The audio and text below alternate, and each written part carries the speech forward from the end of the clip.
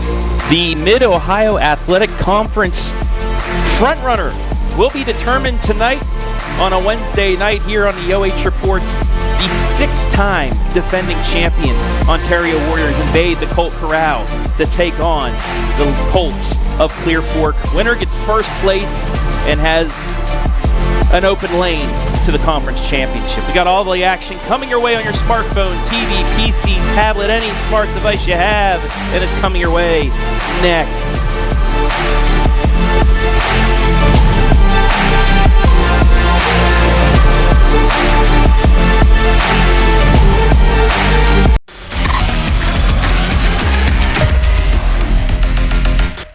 In today's world of supply chain shortages and disruptions, having raw material or finished goods inventory on hand to fill customer orders is more important than ever. Based in North Central Ohio and with locations nationwide, including 5 throughout the Buckeye State, MWD Logistics can find your business the warehouse space needed to manage your distribution and logistic needs. Grow your bottom line with flexible warehousing solutions at MWD Logistics. Are you looking for a solid career, job security, great pay, and rapid advancement? An important role with a global leader that invests in state-of-the-art technology, develops world-class solutions, and is committed to a cleaner tomorrow? Yeah, we have just what you're looking for.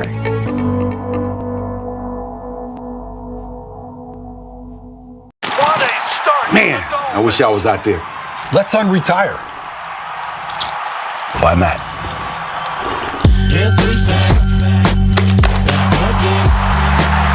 Randy Moss. What? Dan Marino? You alright? Hey, Grandpa! Grandpa? I still got it. 22. 22.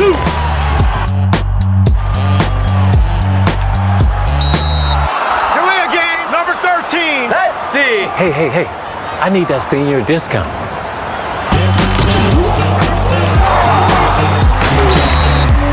That's the case.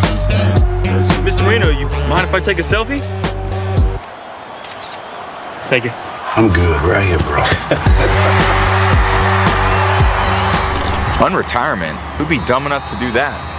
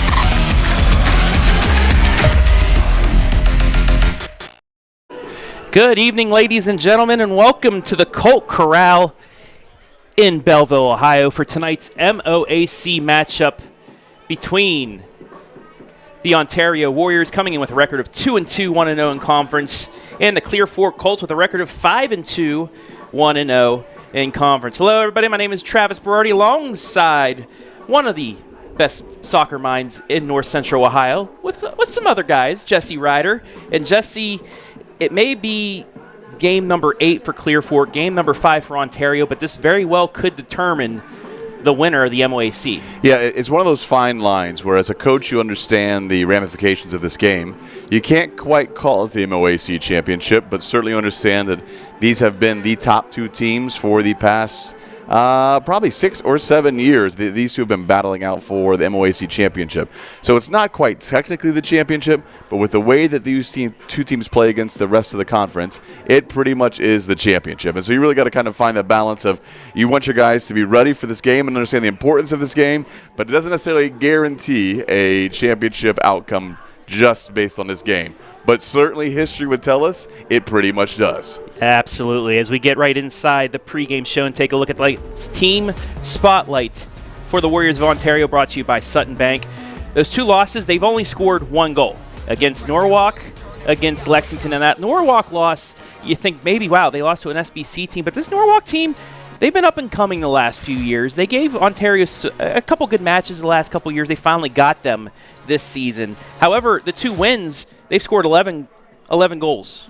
Or 9 goals, I mean. But still, they score when they win, but when they have bad offensive outputs, they're in trouble. Yeah, Norwalk's one of those teams. You can look at the record and this kind of the scores for Norwalk every year, and it just never really makes sense. You know, sometimes they have a really good team, they have some bad losses, sometimes some mediocre team with some good wins, and so you could just never quite figure Norwalk out. So it's really tough to kind of bank scores on the Norwalk score. They will always have some good players there. Sometimes they get some good teams through there. And so for Ontario, it's really going to be kind of what you're talking about, that level approach, right? They've got to be able to defend at a high level, but also score to win the game, right? It's simple stuff there, simple to soccer math. You've got to be able to defend, and you've got to be able to score to give yourself a chance to win. One of the players that has been able to score for the Warriors inside of our players spotlight is one Hector Sanchez Vidal. 4 games this year, 3 goals, that leads the team. 3 assists, that leads the team. The sensational sophomore, he's really starting to show out for the squad. Yeah, certainly a fun player to watch, a bit of skill on him. And I think for Ontario, it's not just going to be Vidal tonight. You're going to have to find a couple of players. So you look for guys like Dante McGinty to kind of step up, Jace Young, some of these young players, you got to raise the expectations for them a little bit. Obviously, Vidal, he's had a nice year so far, and you hope that success can continue, at least finding the back of the net. And sometimes you just need that consistency to kind of lead your team through that. And maybe that's what they're looking for tonight is who's going to rise to the occasion to kind of put Ontario on the board here at the Colt Corral. Well, this is the first major conference matchup for Stephen Armstrong, a guy that you know very well from Mansfield Christian. His first year now at the helm of Ontario. And, he's played in some big matches for Mansfield Christian, but this one, it may be just as big or a little bit bigger for him. Yeah, absolutely. Yeah, I know. I had the privilege of coaching Steve as a player, and then also he coached with me on my staff when I was at Mansfield Christian. Great guy, great coach, and I'm sure that he is going to have his guys ready to go for a match of this magnitude. So certainly something that's not new to him. Maybe the conference is, but I don't think the magnitude of the match is. And so I know that this Ontario team is going to be ready, they're going to be prepared, and they're going to be well coached heading into tonight's contest. Now let's take a look at the team spotlight for the homestanding Colts of Clear Fork High School. Their 2 losses, kind of like Ontario, no offensive output. They were shut out both times. However, in their 5 wins, they really blew up. They had a 12-goal output, too, so that kind of inflated it. But 24 goals in 5 wins, or you could say 12 goals in 4. However, their bugaboo, the monkey on the back right now, has been Ontario. They haven't beaten them since 2015. They've gone 0-10-1 since, but that one tie gave them a co-conference championship, the only time Ontario has been co-conference champions. Yeah, I think for Clear Fork, first of all, I would say, Coach Gailey's done a great job with this group. Absolutely. I think there was a lot of question marks starting this year of what this Clear Fork team was going to consist of, especially with an early kind of preseason injury to Connor Hogger and not knowing how much time he was going to miss and trying to fill a lot of places from last year's group. And so you just weren't sure what was going to come out here. First game against Madison, I remember checking the score, and it was, I think 0-0 at halftime, and it was just close. It was competitive all the way through. Like, wait a second, I know Madison's really good, but Clear Fork, they're right here. They're competing with one of the top teams in the area. And then you see them, they continue to play. Then they beat a really good Mansfield Christian team, competitive with Lexington. Like, oh, wait, okay, this Clear Fork team's for real. So, and I think for Clear Fork, it's going to be, there is a little bit of that mind game of matching up against Ontario, where it's kind of that big brother, where it's just like, we've kind of always lost to them. You see your stat, they're 0-10-1 in the past 6 seasons, or however many seasons that was. That's a tough thing to forget. And so I think part of it is just going to be, hey, new year, new team, new goals. We've got to focus on the new right now. And you mentioned him already, but in our players spotlight, it is Connor Hogger, who, he might have been a little bit injured in preseason, but in 7 games, he's averaging a goal a game. Leads the team with 7 goals, second on the team with 6 assists, and having him out there, it's just a game changer for these Colts. Oh, absolutely. He's probably arguably one of the best players in the area this year, and I'm not even sure that he's played all 7 games for Clear Fork, so that stat might be a misleading. Yeah. I'm not sure of his actual numbers that he's played. I know he's just returned semi-recently. I know his expected return date was supposed to be tonight. About a month ago, it's kind of, they said, hey, this Ontario game is kind of what we're targeting to bring him back to, and I know he's obviously played some before that. He's got 7 goals already, 6 assists. I mean, he's a phenomenal player, skilled, smart, and he can make you pay in a variety of ways on the attack. So we're just about ready once they get done with the coin toss to have the national anthem. So we want to welcome everybody in, watching live and free this evening. Maybe some of you watching from the pitch up at Ontario is another possible MOAC title matchup going on between 2 state-ranked teams. I'll try and keep us updated with the score there, but that's one I wish we would be doing as well. But hey, things happen. Clear Fork and Ontario, that's a big one up there. Yeah, absolutely. I know there is that I get it for the ease of the ADs. It makes it easy to schedule when you kind of go, boys go home and the girls go away, or vice versa, whatever it might be.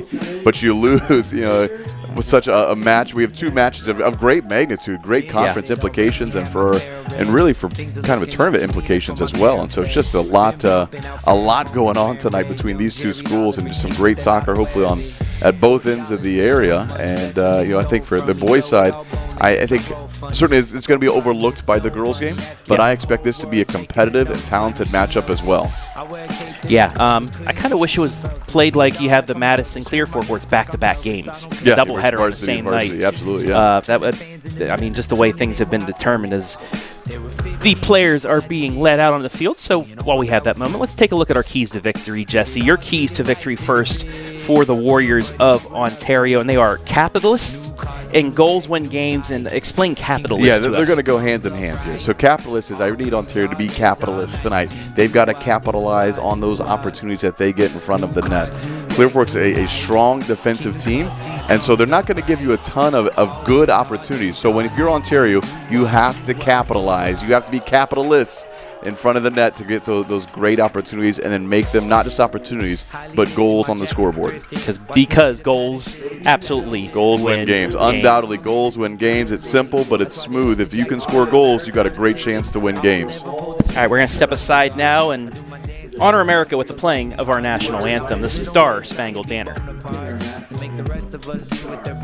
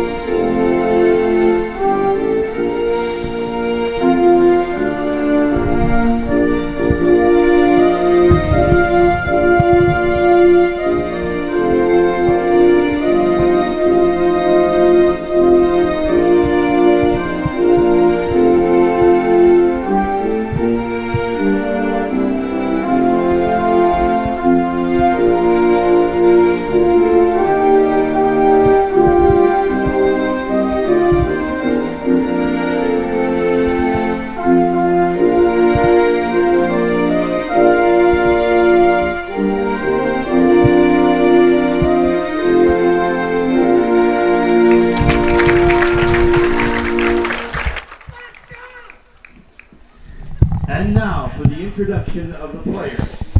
So we're just about ready to go here from the Colt Corral tonight. Now, Jesse, let's take a look at the keys to victory for the home-standing Clear Fork Colts, coming in with a record of 5-2. Minimalists and playing the now. Explain minimalists to us. Absolutely. So I think it's quite the opposite if you're on for the Ontario Capitalists. Is you got to be minimalist. You got to really minimize the mistakes that you make in front of your goal. Clear Fork is very good defensively, and you just got to be careful that you don't have those bad mistakes right in front of the goal that can lead to a goal, that can lead to a breakdown. And so you really got to work to minimize those, to be those minimalists and try and get rid of all the mistakes in front of the goal that could lead to possible good goal-scoring opportunities. And playing the now, and I know this one. Yeah, go ahead. We talked about it earlier. There is a history here. There is a history of Ontario success. And, as each year, when I coach, each year you had to remind your teams, hey, the success that we have previous years only makes the target bigger for this year, right? Everybody wants to beat us. Everybody wants to be the game that everybody wins. And so just because we were really good last year, just because the record is what it is, does not mean you step on the field and win the game. And so for Clear Fork, you got to forget about that stat that you showed earlier, 10-1. 10-1, you can't have that kind of stat there. And so it's just got to be this game right now. It's 0-0. The record is 0-0, and it's an even game to start, and you can compete at this level. Now let's take a look at the team rosters for both squads. First, under head coach Stephen Armstrong, the Ontario Warriors, the 6-time defending MOAC champs. Brought to you by Sutton Bank. Tem, Boughton, Odin, Vidal, Burnett, Rui, Espinoza, McGinty, Dylan Burnett, Canty, Henderson, Hector Sanchez, Vidal, Wagner, Gear, Barabani, Pierce, Chitwood, and Jace Young. As for the roster players for the Clear Fork Colts, they're going to be going through the likes of not Carson Hogger, who played for Lucas football, but Connor Hogger, the soccer player here for Clear Fork. Yeah, kind of a fun stat as to look at the rosters today. I think each team has 3 sets of brothers that are playing both on the varsity level. Now, whether they get in the game or not at the same time, but kind of a unique family fun fact there. It's just kind of in Clear Fork, you always see kind of those same names where it's just brothers and brothers and then brothers and brothers. It's just kind of a fun thing here at Clear Fork. But Ontario has that same thing with, I believe it's the Bernat brothers and then Vidal and the McGinty's, and then for Clear Fork, you have the Beachy brothers, 2 very talented players, and then the Swindalls and the McCaulleys as well. So kind of an exciting thing just to have that many family ties there. And I'm looking out here on the Clear Fork sideline. I see Coach Beachy with something. I'm not entirely sure what I see yet. It can't quite. I think it says it's believe. A paddle that says believe. Yeah, I think it's a paddle. It looks like some type of little. It's one of those signs that golf the people in the quiet signs. The quiet signs, yeah. Hey, there's no no walls for the play like a champion today or anything like that. So you might as well bring your own stick that says believe. I like that. And he's got, of course, in Coach Beachy fashion, he's got his own bag for it. It's ready to go. I like it. Coach Beachy out there leading the way with the believe stick. I would like to know what they actually call it. I feel like there's got to be a catchy name for it. Well, you have to remember as well, the Madison Lady Rams had their little those nails.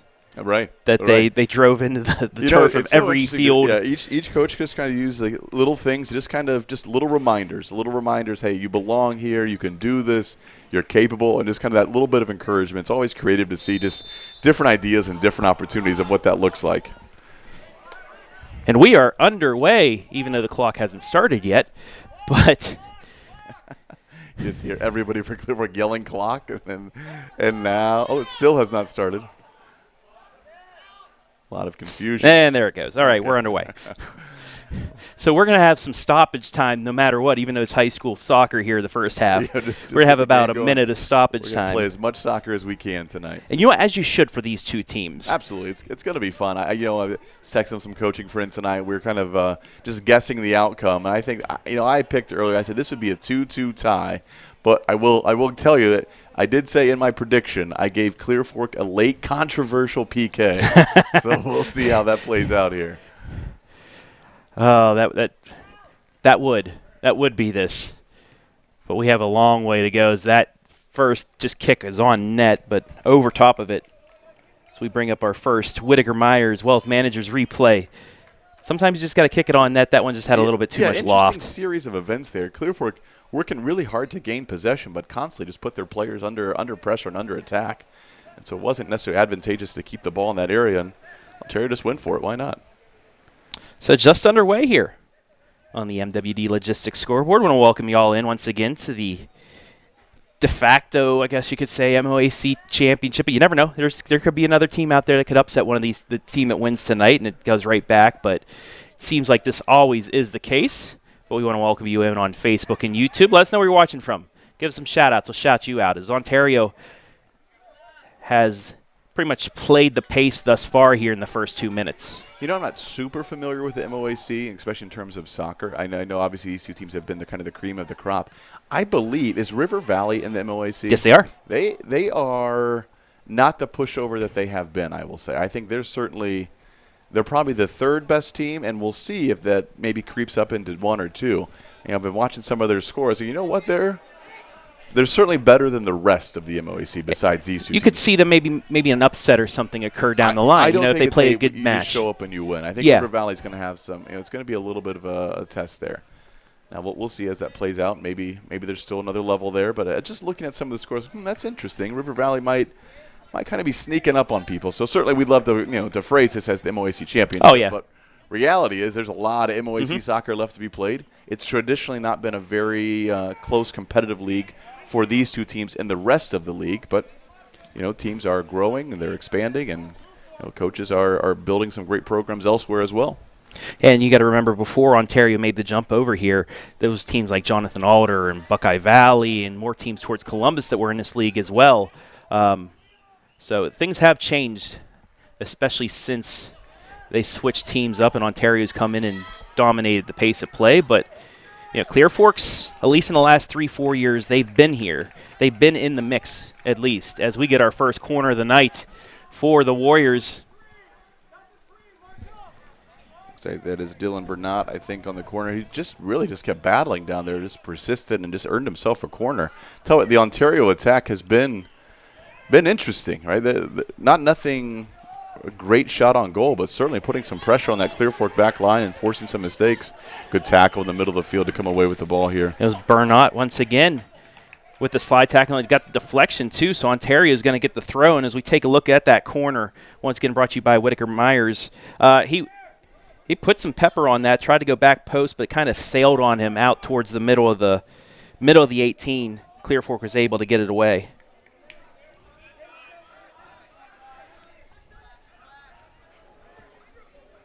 Clear Fork, or Ontario definitely has some pace up front as well. They've got some guys who I'm looking out there, and they certainly have a threat to go forward. Now, can they combine and kind of open up that space a little bit? We'll see. But they've got I think KJ out on the wing, KJ Oden on the wing, Barabani up top, and Vidal over there as well. We'll just see what kind of touches are they getting and where.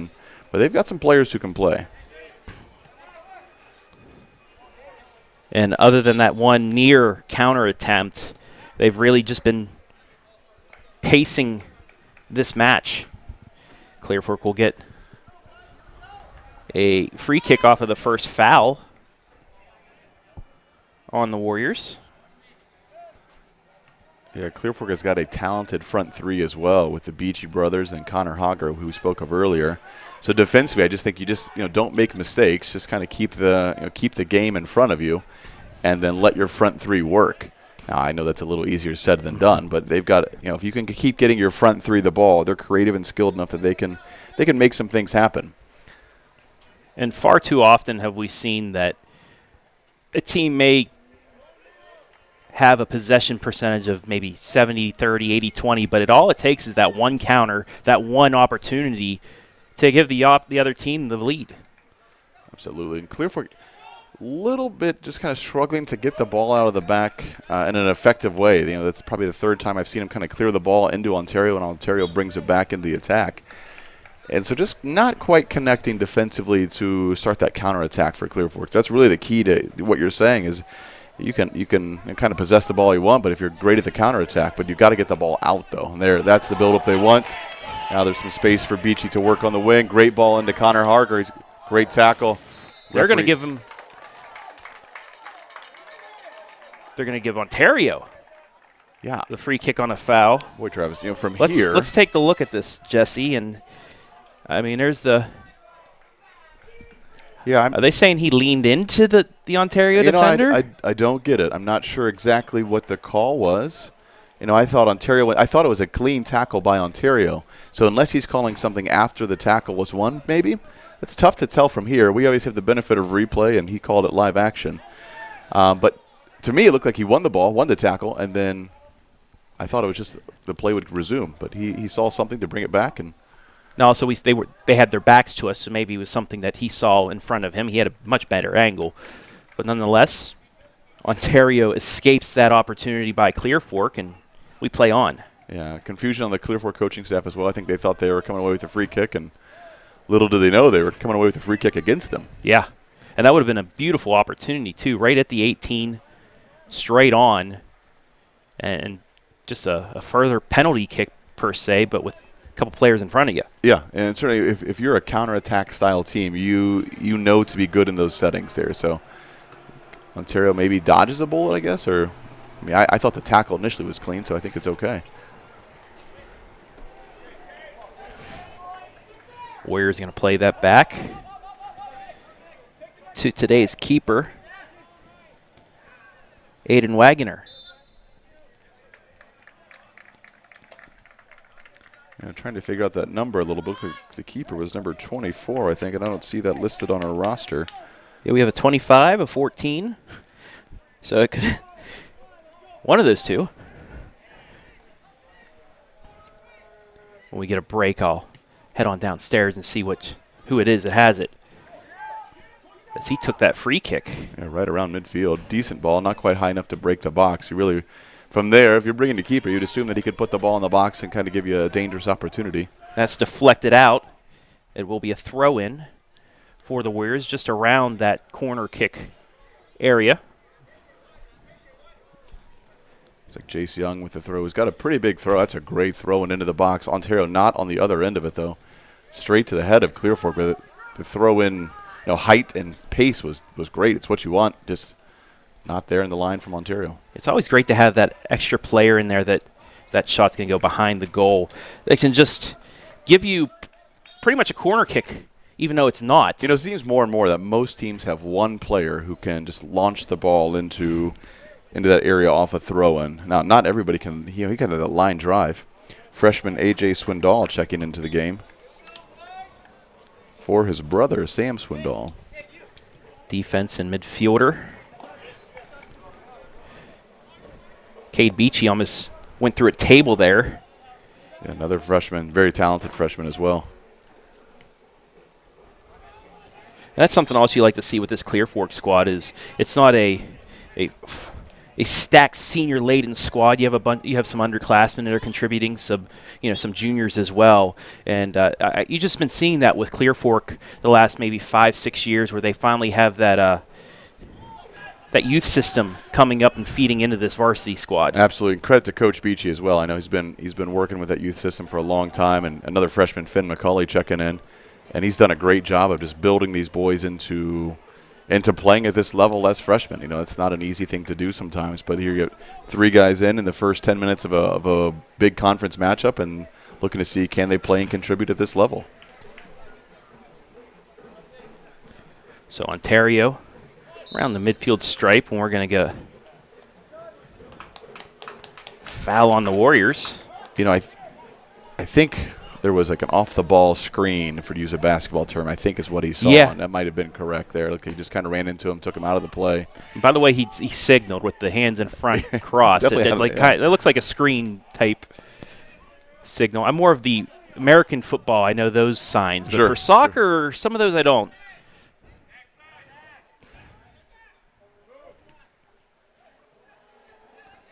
Bit of a tough ball in. Vidal's got some pace to work on there, but didn't quite come away with it. Yeah, Liam Beer able to clear it away from him for the moment.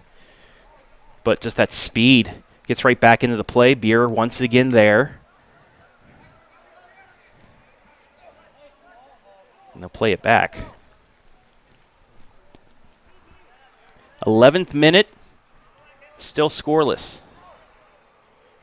So that'll get knocked out for a throw-in for the Warriors.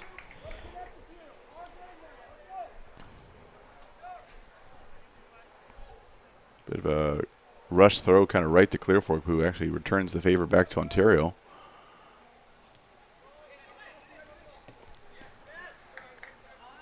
Yeah, we've seen bits and pieces of a good offensive attack from Clear Fork thus far, but they just haven't been able to put it all together yet. I know it's early, though, but Ontario's really been controlling this one. Yeah, and really what's hurting Ontario right now is just kind of these unforced breakdowns in their own possession. That's a good flick on. That's going to be trouble for Clear Fork. Vidal. Got it in. Calm, cool, and collected. Great touch by Vidal. There's the speed. There's the goal, and it's 1-0. Just a great flick on, puts him right into space, and Vidal just calm. He's cool, he's collected, and he's got Ontario on the leaderboard right now, 1-0. So he scores it in the 12th minute. Makes it 1-0, but that was just beautiful from Ontario. You go from goalie pretty much the whole length of the pitch.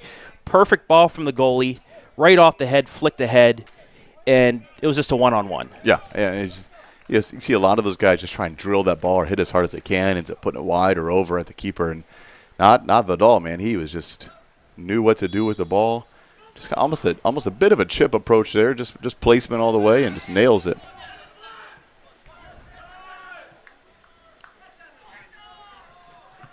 So 1-0 Ontario here in the 12th minute, and it kind of felt like it was just a matter of time before they really got a good chance the way they've been playing in the first 12 minutes, and they have another one here coming up. Good idea. It's a tough split, 3 defenders back. Yeah, we talked about being capitalist is the term we use, and that is a moment you have to capitalize on, and they did, and they are in the lead now because of it. Certainly creating those chances, and then not just creating but finishing. And so for Clear Fork, it's kind of yet to really get much going so far. It's just kind of been defend, and see what happens after that. Another long shot there for Ontario. Take a look at the replay. It was, played right down. He kicked it at the perfect time, but it was right at the keeper. A heavy touch there by Finn McCauley. Ontario wins it back right away. Again, that defensive transition out has proved to be problematic, and it's right to Ontario. Case in point, Ontario back with the ball again. Yeah, they're just missing feet here early on. It seems like they may be playing a little bit too fast for each other, trying to get out into that counter. Yeah, there's some balance of getting the ball out quickly and getting the right play that when you get it out quickly, it goes back to your team. They just haven't quite found it yet. There's a kick from distance, but it's going to sail over the goal and be a goal kick as we get another substitution for the Colts. Sam Swendel will check in as we take a look at the replay.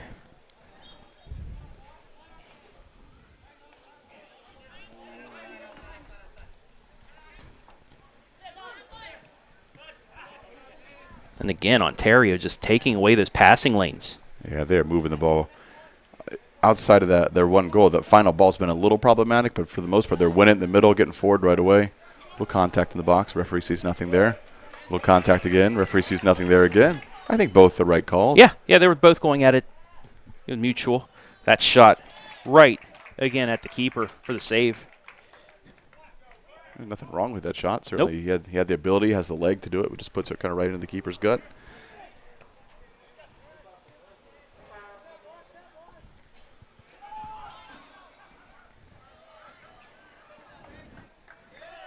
And once again, Ontario just right back at it with that speed. Beer this time able to intercept it,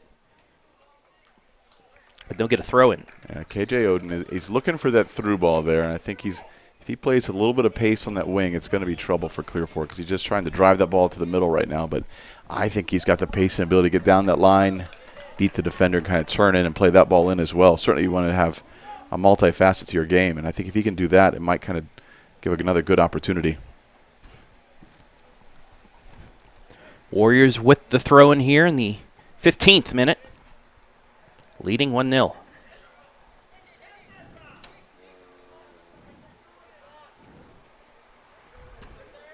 Chase Young does well to keep possession there. Wants it right back.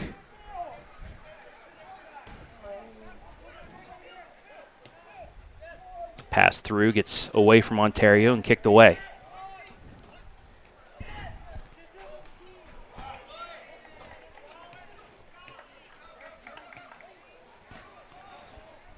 You've been seeing this pretty much the first 15 minutes of this match. Jace Young is pretty much dictating the offense for Ontario. It's going through him. Yeah, kind of playing that defensive mid role, but just kind of working back to get the ball from his defenders and starting that attack. He is a young, smooth player. I like a lot of his game.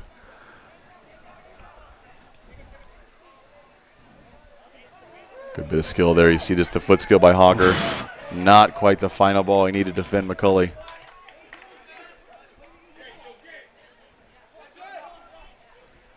Kicked out by Ontario. Clear Fork will get a reset. Jaden Beachy hands it off to Wes Bunnell.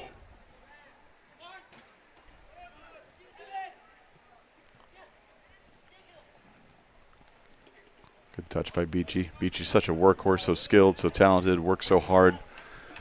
It's going to be Ontario throwing out of that area there.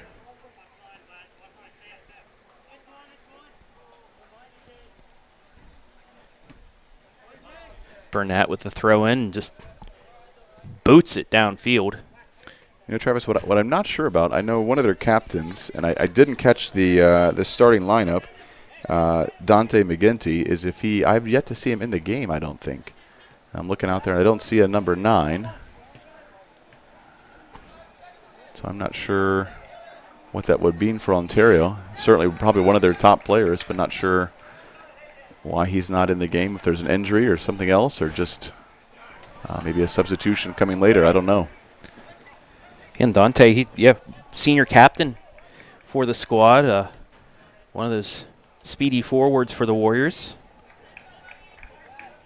And like you said, we'll see if he's a sub or maybe something else where he's unable to play tonight, but we'll keep an eye on that.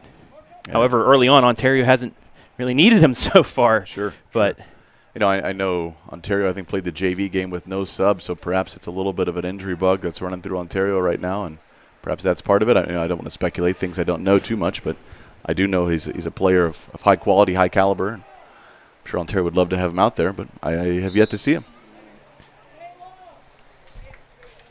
Substitution for Ontario.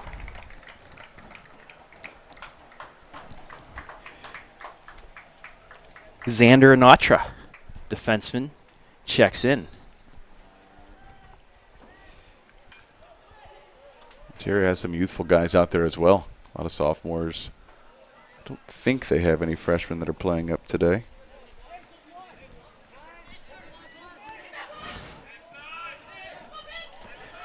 Good battle there. They're going to give Clear Fork the kick. Finn McCauley got on the ball right away. See Pablo Vidal, I think he does it right. He slowed the kick down, but he didn't get the encroachment card. Just kind of runs at the ball, runs away from the ball. He did enough to do it right. Kicked in off the head. It's towards the net. And the Colts are going to get their first corner of the match. Take a look at the replay. Yeah, it's a good battle by Ezra Pierce here. That ball just kind of lofts up, and you just can't let it bounce. You can't let it get to the feet of Clear Fork. The only thing he can really do is just kind of head the ball away. To keep all of our student athletes safe. So this is, when you're kind of a counterattack, strong defensive team, these are things you have to be good at. You got a corner kick right now. McCulley's on the ball. And he just rips that one behind the net. Nothing doing there, and it's going to be a goal kick. Yeah, he's going to want that back. That's a tough ball there. Especially if you're there, if that's your role, you got to keep that in play. If nothing else, he's certainly capable of better, and I think he knows it. So coming up on the midway point here, the first half, 1-0.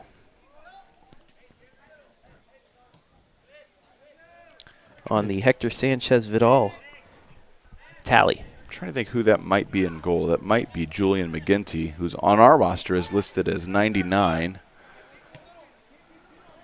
But certainly is wearing number 24 in the goal right now. Coach Armstrong and his rosters. Now, I do want to say this is a roster I had from the Lexington match, so they might have changed some things up. Oh, I'm used to the other sports where they keep the same numbers the whole year, but in soccer some things get ripped or there's blood. That would be true. Yeah. Yeah. I'll take a walk downstairs at the half and straighten things out. Clear Fork just went big. That is a blast. If that's on goal, it's a little troublesome. It's going to bounce it right in his hands. Man, he smashed that ball. Here's a replay of it coming up right here. Just an absolute smash. But I tell you what's impressive. It was on goal. I mean, the keeper's not there. Obviously, it's part of it. And with this turf, maybe those rubber pellets kind of slowed things down. Maybe you see on like a harder grass turf, that might take another bounce and go over his head. Yeah, at least unpredictable for sure. Yeah. There are positives and negatives to having turf for a soccer pitch. I would take it every time, though. But yes, I agree. Less injuries. Caleb Barabani's have a nice game out there on the wing for Ontario.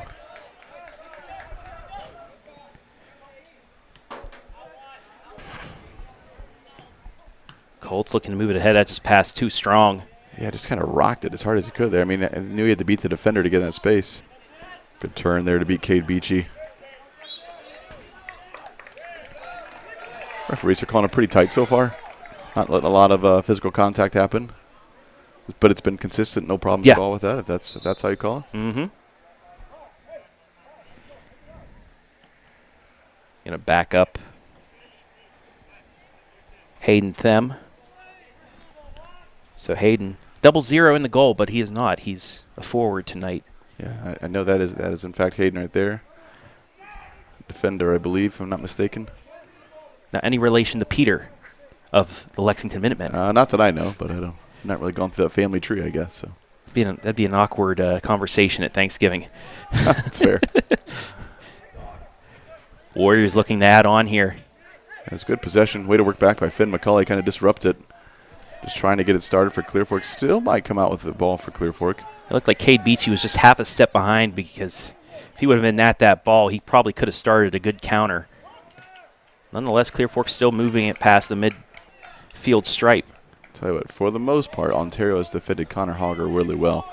Talented player, he's skilled with the ball, smart with the ball, but they forced him into a couple turnovers, not letting him time to kind of go forward and space to go forward. They've defended really well so far. That was a nice job by Beer to shield that Ontario player to let it go beyond the line for a goal kick. 17 minutes left here in the first half. Yeah, Liam Beer, a junior captain. I just feel like he's been around for a while. I don't know if maybe he played as a freshman. I can't remember that, but I just feel like that name routinely said for the Clear Fork defensive line. Yeah, I agree. Who knows? Maybe the OHSA put in a rule for a COVID year like college and we didn't know. I don't know. It just seems like just because of that, too, it's just throwing things off. That's going to get deflected out for a corner.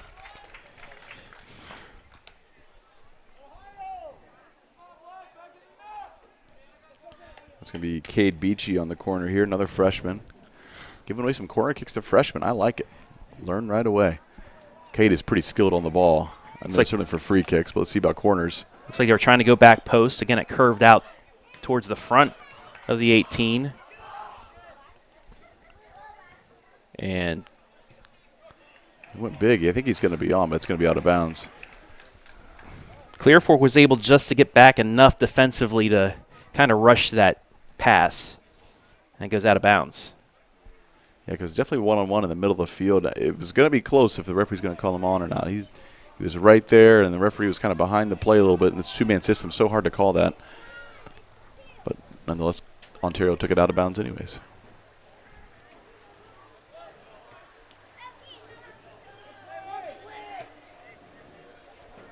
Clear Fork trying to get an offensive possession here, but again, Ontario's just shutting every passing lane down. Yeah, Clear Fork's a little predictable in their possession right now. There's going to be a foul here against Clear Fork. You kind of see they just play the short ball, kind of the way they're facing, and Ontario's just anticipating every time and coming away with those semi-easy possession-type balls. And kind of the ball's just kind of stayed on this half of the field for most of the game. Take a look at the refereeing crew. This is the usual big game ref crew here tonight. Usually you see in like a Madison Ontario girls match or, Ontario Lexington boys, you'll see this crew out here. Oh, yeah. Again, that kind of Clear Fork's inability to clear the ball. Just out of bounds is fine, really. It's going to allow 3 Warrior substitutions and a Clear Fork sub to come in. Owen Whitaker for the Colts makes an appearance. So we're under 15 minutes left here in the half. 1-0 Ontario. See if we can get a ladies score from up the road in Ontario. I was checking as well, yeah. And also, any of you watching from Ontario, welcome. Let us know how the game's going. We'll have a highlight of that match later on. Oh, Clear Fork is leading 1-0. Mel Bluebaugh. There it is. This is one of those things. Now, I know we talked a lot about conference championships and how important they are. But I would say on the girls' side of some things, people would be willing to trade a conference championship in lieu of receiving a district championship. And a #1 seed, because this match could, with the way Clear Fork already upset Madison early on, a win against Ontario, that really sets them up well for that top seed. Yeah, they've already beat Lexington, so they've kind of beat all the teams they would need to beat to kind of solidify that, providing they kind of handle the rest of their schedule. So I just think there's a lot of – it's not just a conference, kind of informal championship or informal championship. It's certainly – it can dictate the tournament drawing, the seeds there, but also just there's a little bit of mind games that kind of are attached to that both ways. And so I think it's always just a big time game. Yeah, on the boys' side, it's a little bit different with the district because you don't have the 4 teams in the same district. Madison's up. Sometimes they're back down to D2, but they're up at D1 as well. And you just have Clear Fork, Ontario, and Lexington. And normally it's just Ontario, Lexington making it to the district levels. Sure. Collision there. Yeah, I thought that was a foul. I thought Liam Beard kind of got him from behind on the tackle there. Yeah, and Lexington has been so dominant in recent years and different things. So let's see what Ontario can do here. It's going to be about on the football, 17-yard line, it looks like. So about a 24-yard kick. I know that the goal is about 3 yards inside the post. That's just going to get headed out, and it'll be a corner. Tell you what, that's a tough ball. I think it was going to end up at the feet of the keeper, but that ball was moving a little bit by Vidal. I like the approach. Defended well by Clear Fork. Let's see how they do on the corner kick then. Caleb Barabani's going to be on the corner.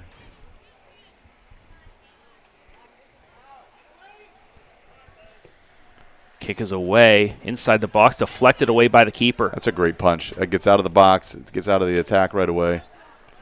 And that'll get kicked out, so here's the replay. Once again, brought to you by Whitaker Myers.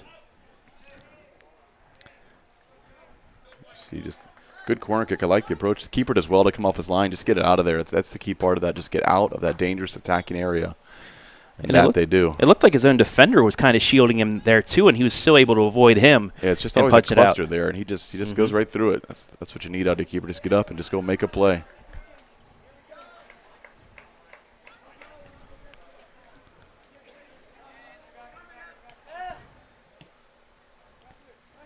So right now with 11 minutes left in the half here, if you're Clear Fork, if you're unable to get any more opportunities, you're probably pretty happy going into the break down 1-0 the way Ontario's been attacking them.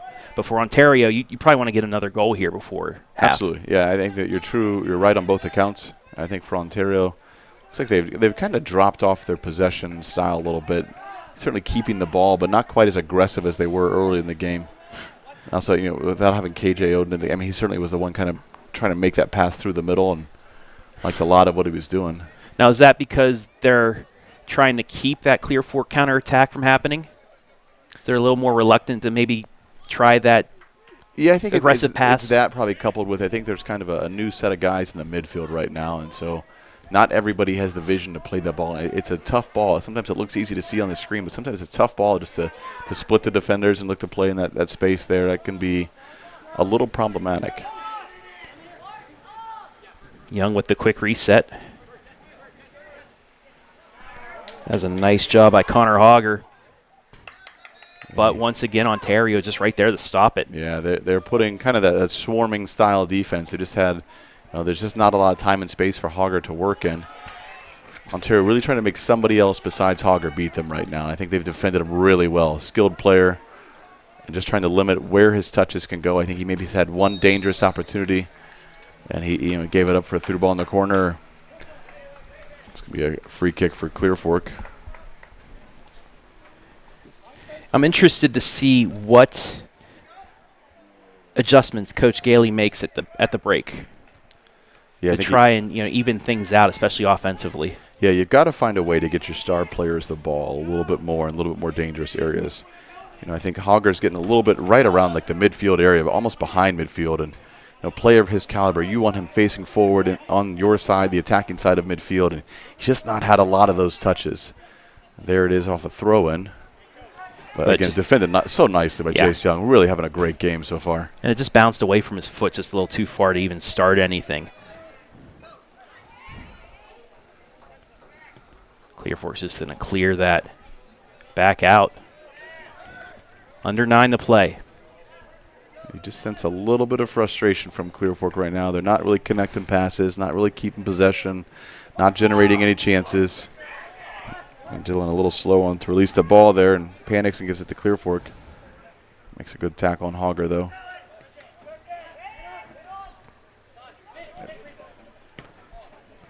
Nearly a turnover, but Colts able to advance it. Ontario has been pretty composed. They don't seem to be rattled too easily. Let's see. Looks like some subs for both teams. Sam Swindoll and KJ Oden checking back into the game. This is what I want to see. I want to see KJ Oden up top a little bit. He's got that pace. See if Clear Fork can just kind of find that ball behind that, or Ontario can find the ball behind that Clear Fork back line. Let KJ Oden kind of run onto it a little bit. Big throw in by the Colts. Avoids everybody, though, and gets back towards the keeper. Julian McGinty is a smart keeper. I saw him early in the game, Ontario the 1-0 lead, and he's taking his time to pick up the ball. Right now, the clock is his friend. Absolutely. It's a good flick into the box. Forces another Clear Fork turnover. That'll be another Ontario sub, too. But, yeah, this seconds, you never know how important those little breaks that maybe a keeper has for a reset or somebody running after the ball for a throw-in to take some time off, because it could come down to those last seconds where maybe Clear Fork gets one of those counterattacks but can't make it to the goal because time runs out. Sure, yeah, absolutely. Jace Young getting a well-deserved break on the outside. There's a Hogger. Closely guarded, had to give it away. Tell you what I'd like to see from the outside backs to Clear Nice Fork. pass. That's a good split there. It's going to let Swindoll run on the outside. Let's see if he can put a ball in. Deflected off of an Ontario defender. I don't think anybody saw that run coming in. They're expecting the keeper to come off his line. I'll show you the full 11-second replay here of this play. But not a great ball in, but certainly right deflected there in, and you don't see him until the last second. Just kind of splits around the defender.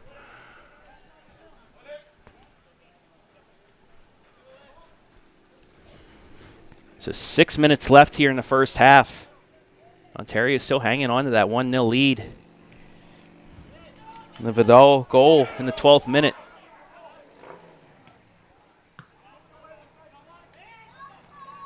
Starting to find Hogger a little bit. I like what Ontario is doing defensively. I thought Dylan Burnett he's not completed a ton of passes, but certainly he has defended Hogger really well. Hogger's got a chance, though, this time. He has a man to his right, too. Doesn't make the pass and gets stopped. What a great tackle.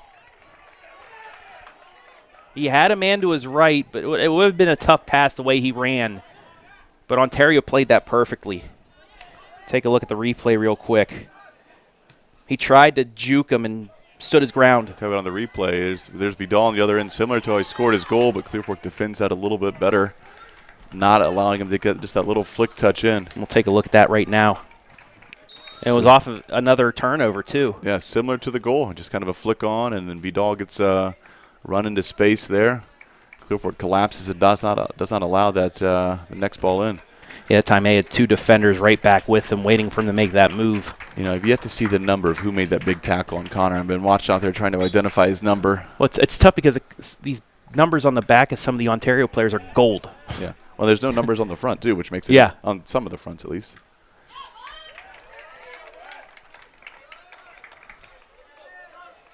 And I believe we're going to get a corner.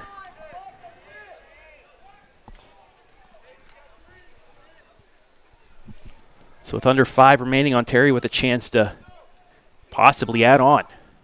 Kick is away. Back post.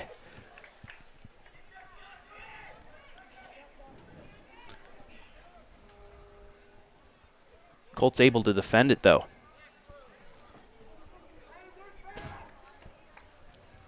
Just under 5 minutes to go, Ontario with a 1-0 lead. Clear Fork starting to generate a little bit of offense. I was just about to say that, yeah. They've had a couple chances here in the last 3 or 4 minutes, Jesse, and it seems like they're getting a little bit more comfortable with what they're facing.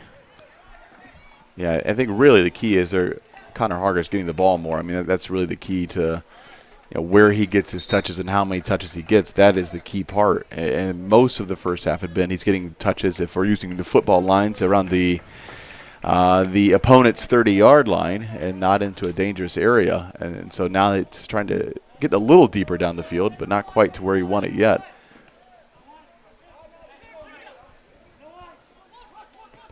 It's a little better there. Let's see if Swindoll can make the next pass.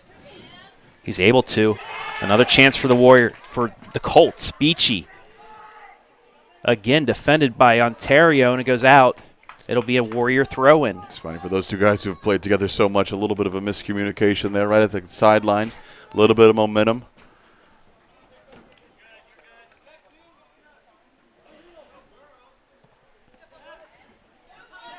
But again, the Colts getting something going on that counter now. See if Odin can keep it in. He just goes for the quick. I don't think he needed to play it big right away, but that's his effort to save it. And looks like the keeper is going to make the save there. Oh, it's going to be a goal kick. Okay, I couldn't tell initially.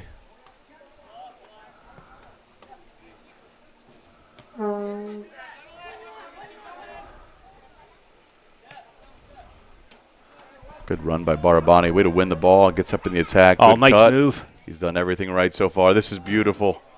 Oh, just everything wide. but the finish. Love the build-up. Barabani, great run, great work in the middle of the field, and they get down the line as well. It started with him just winning the ball, just stepping in the right space, winning the ball, and just continuing his run, and then a great ball into the box, just wide of the goal. Good build-up by Ontario. Yeah, and somehow that found his feet without hitting anybody else. There was so much traffic there, but that was a precision pass right to him. He just misfired just a bit. Absolutely. You saw him looking up, trying to make the right play and the right run. Coming up on 90 seconds left in the half.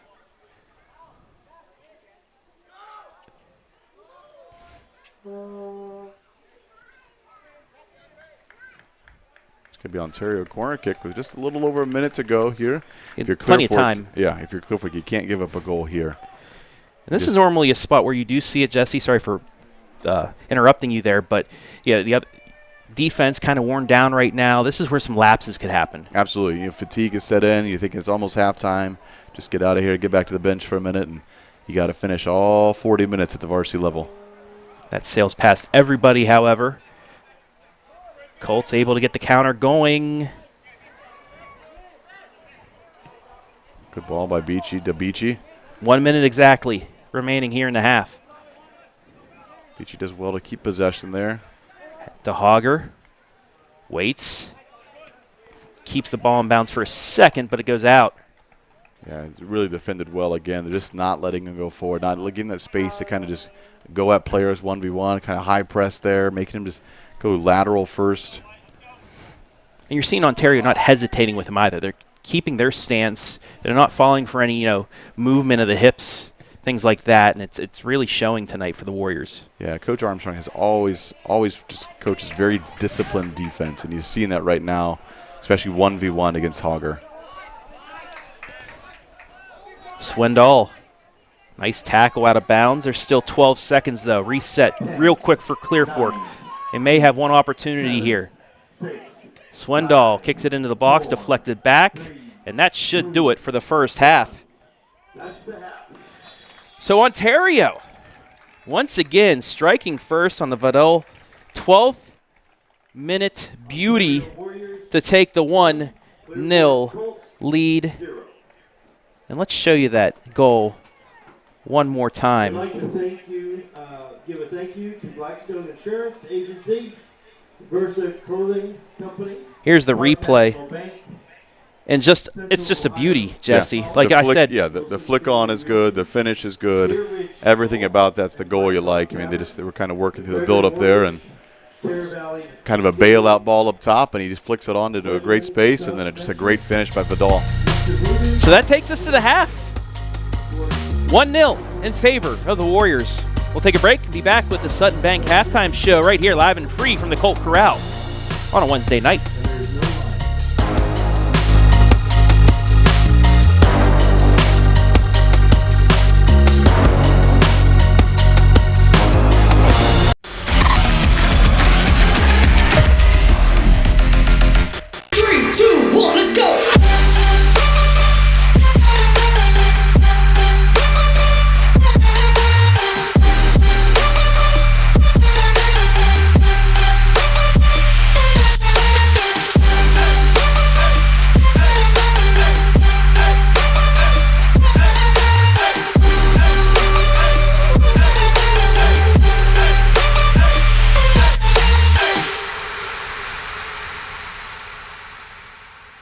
In today's world of supply chain shortages and disruptions, having raw material or finished goods inventory on hand to fill customer orders is more important than ever.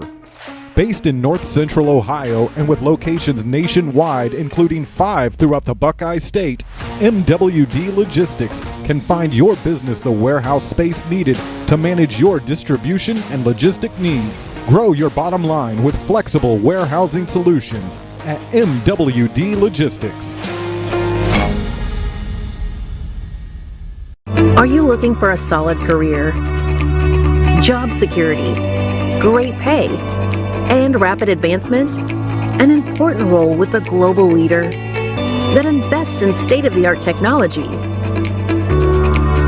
develops world-class solutions, and is committed to a cleaner tomorrow? Yeah, we have just what you're looking for.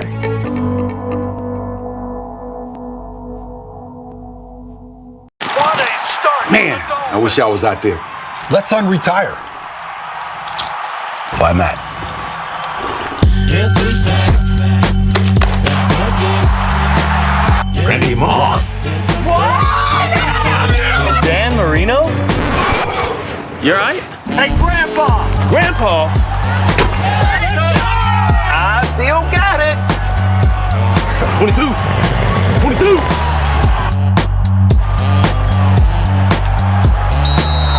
Delay a game, number 13. Let's see. Hey, I need that senior discount.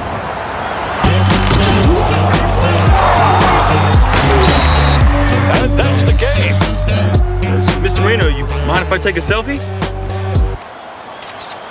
Thank you. I'm good right here, bro. Unretirement? Who'd be dumb enough to do that?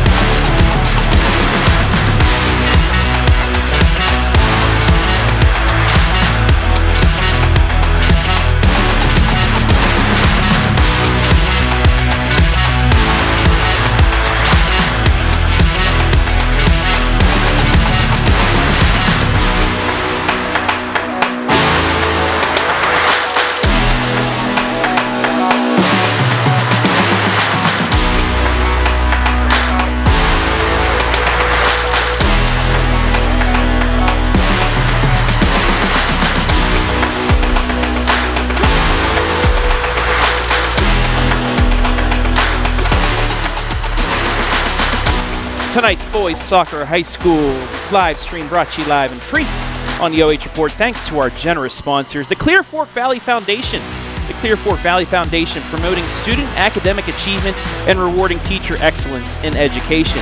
MWD Logistics, need a warehousing and logistics partner that gets your storage needs? Store and move your inventory seamlessly into your customers' hands with MWD Logistics. Mechanics Bank, Richland County's only independent community bank.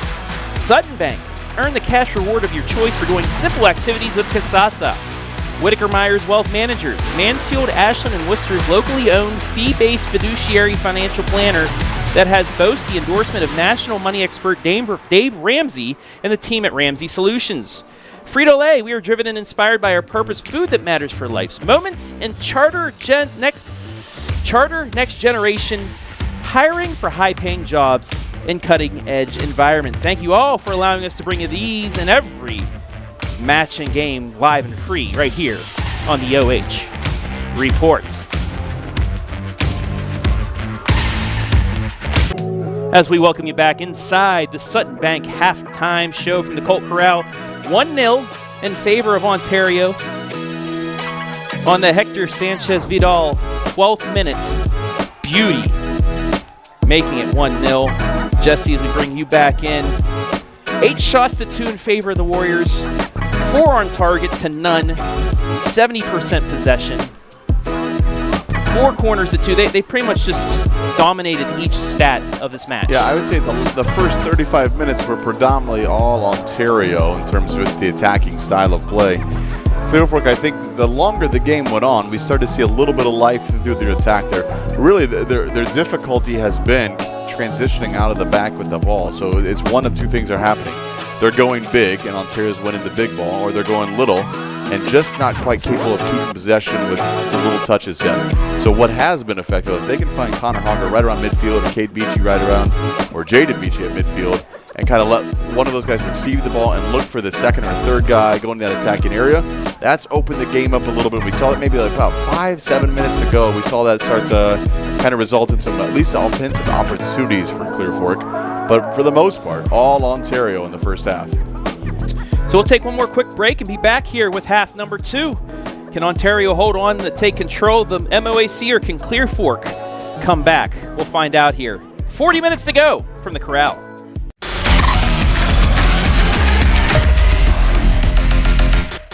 In today's world of supply chain shortages and disruptions, having raw material or finished goods inventory on hand to fill customer orders is more important than ever.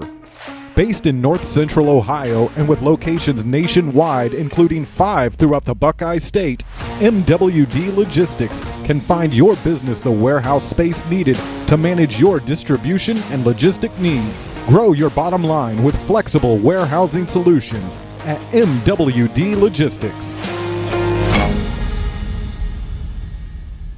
Are you looking for a solid career, job security, great pay, and rapid advancement? An important role with a global leader that invests in state-of-the-art technology, develops world-class solutions, and is committed to a cleaner tomorrow? Yeah, we have just what you're looking for.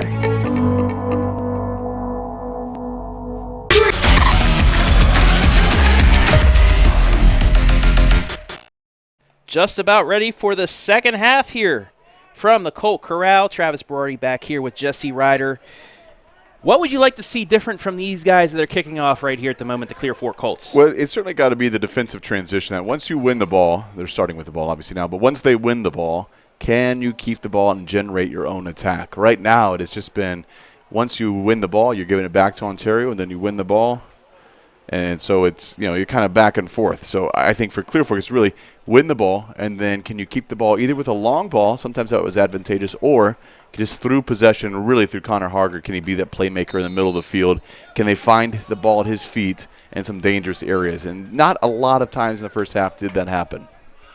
So the Colts start the pace of play here, but immediately Ontario right back at you, leading 1-0.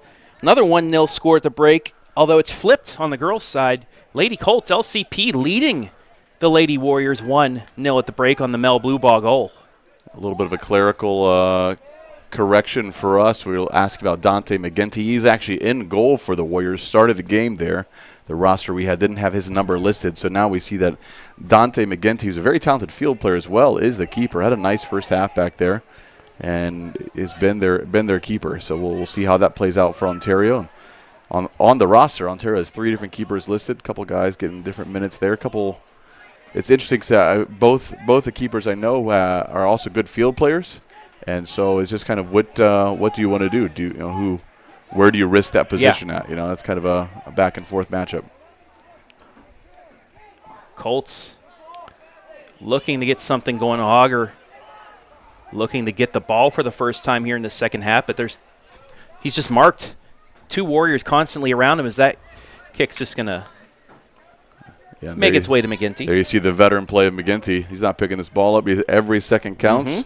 So what could have been in his hands now is going to be it probably took 10, 12 seconds off the clock there. He understands the game, understands the setting. Veteran play by McGinty. Just mentioned Whitaker Myers, wealth managers, during the break. They want to give a shout-out to Coach Armstrong. Was it Coach Armstrong giving himself a shout-out? It's their favorite financial advisor. I think he just gave himself a shout-out. Christy Lee also. Hi, Coach Jesse from Tessa. Hey, Tessa and Christy, how are you? Well, you'll have to ask him that after the match. Did he just, get on the phone at halftime real quick and be like, hey? After his halftime speech, he said, hey, let me get my name mentioned real quick. Shirley Delp, go Beachy Boys. Tough ball back by Ontario. Ooh, risky. Clear Fork. Almost the recipient of a bad Ontario mistake, and at least going to be a throw-in.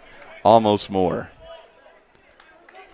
You take a look at that was just sitting there. McGinty was able to get his foot up there to deflect it for the moment. Guess I missed the deflection there. I thought McGinty just cleared it straight out of bounds. Maybe deflected off the Clear Fork player. I didn't see that live, but referee it seemed like did. It looked like on the replay both their feet hit at the same time. Okay. The way it deflected, the referee nailed it then. There's a shot on net right at McGinty, though. And once again, even though there's somebody coming at him, he takes a second or two to let the ball bounce, then dives on it. As long as he's smooth with the whole time. As long as the keepers know what they're doing, you trust him to make that play. I mean, he stays in front of the ball. Got a big punt, too. It's right at the football 30 the opposite way. Ontario can't get a touch on it. But I mean, he already has a hockey assist tonight. Do you do hockey assists in soccer, or is it just the last person to touch? Statistically, no, but certainly for the course of play, you can. Yeah, because honestly, if it wasn't for that boot, that goal probably doesn't happen from him. That's going to get kicked out and be another throw in for Clear Fork. So they're really applying the pressure here in the first few minutes of the second half. Yeah, we talked about those changes, and right now it seems like the whole nature of the game has changed, where it's Clear Fork winning the ball, and Ontario can't effectively get out of their own end. And you see this Clear Fork down here, not a great shot earlier, or at least right at the keeper. Good power on it, but right at McGinty. So another big throw to the top of the box. Hogger closely guarded by 3 Warriors. It's going to stay with the Colts, trying to get it inside, but bend but not break are the Warriors. Yeah, but there it is again. It's not going to quite be on the Ontario side, so it's right back for Clear Fork's possession. Tale of 2 halves so far. Early in the second half, obviously, but first half was pretty much all Ontario in the attack, and Clear Fork couldn't get out of their own end, and now it seems to be quite the opposite for now. Yeah, I was interested to see what changes were made at the half, and at least for the first 5 minutes, it's worked for the Colts offensively, but now a chance for the Warriors. Odin looking to get across, deflected off a Clear Fork. It's going to, well, it looked like it was going to stay in bounds, but they didn't play it, so it'll be a corner. It's going to be Ontario's sub pretty early here in the half, 5 minutes in. It's going to be a corner kick for Ontario, so a lot of near opportunities for Clear Fork has now presented itself with an opportunity for Ontario. I really like what KJ Odin has done on the wing there. Just good pace. I mean, kind of takes the ball there, and not a lot of opportunity, but at least gets a corner kick out of it. Ball's away. Headed, deflected off a Colt, and right into the hands of the keeper. A lot of hands went up. I didn't see the handball. A lot of players threw their hands up. If it was a handball, the referee put his hand to his mouth, almost whistle, but no whistle, so it's Clear Fork going the other way.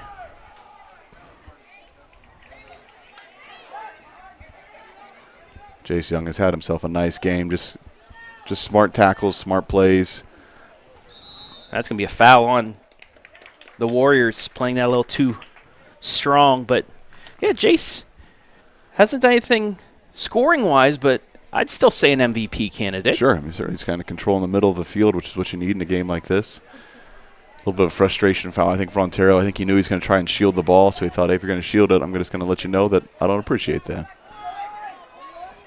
Maybe one of those things, if I run through you, maybe you won't do it next time. Absolutely. Make him think twice. Oh, just missed there.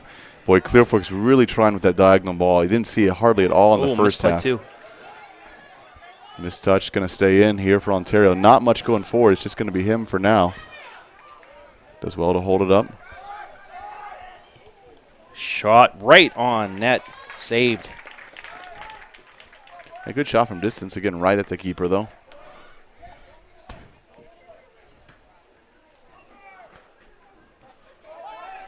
Well, you never know with those. Might bounce away from the keeper right to your player. That's why Sure. you take those shots. It's a good touch by Beachy in the middle of the field. Does well to keep possession. It's going to be a turnover for Clear Fork. And that's going to go all the way back down to the line.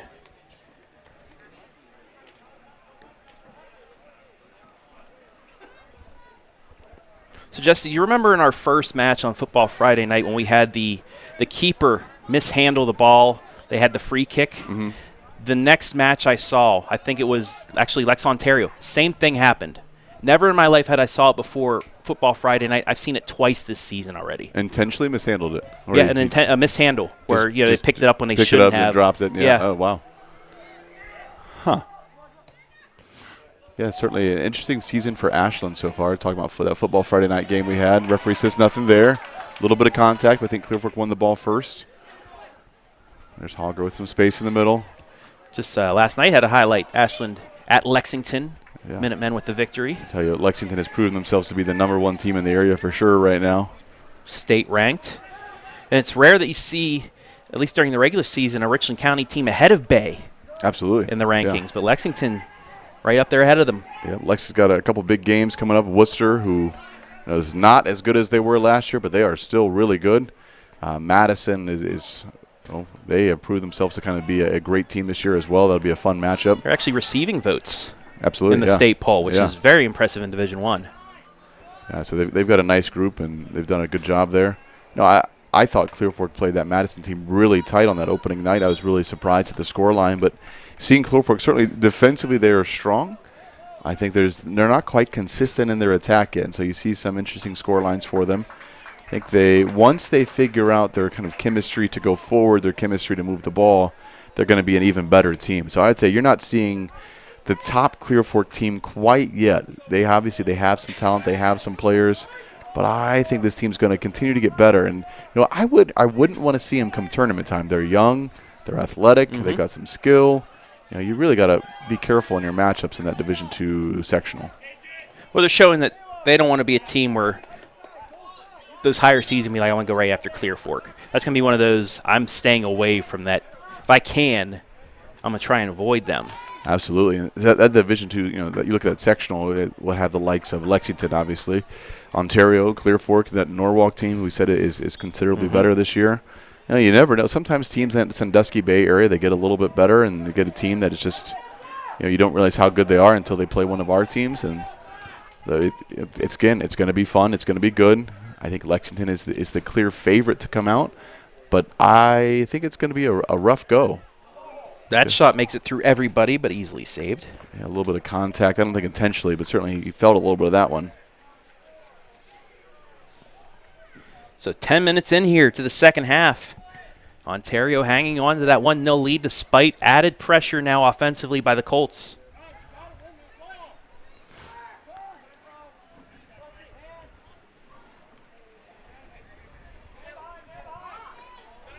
And there's a nice takeaway. Ezra Pierce bumped, no call. A little slow to get up there. Take a look at the replay here. And it looked like, he got the ball first. That was a nice play by Jack Dudley. was just able to get enough of the ball before hitting him. Right call, goal kick.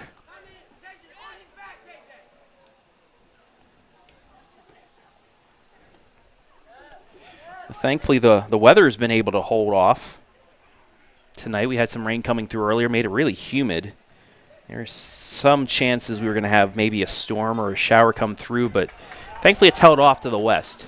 Okay, yeah, no, earlier today there was like a 20-minute sideways rainstorm. A little interesting, but it's not always fun to play in. Certainly can be advantageous one way or another, depending which way the wind and rain are going. But it looks like the storms are actually right now, at least staying to the north of us.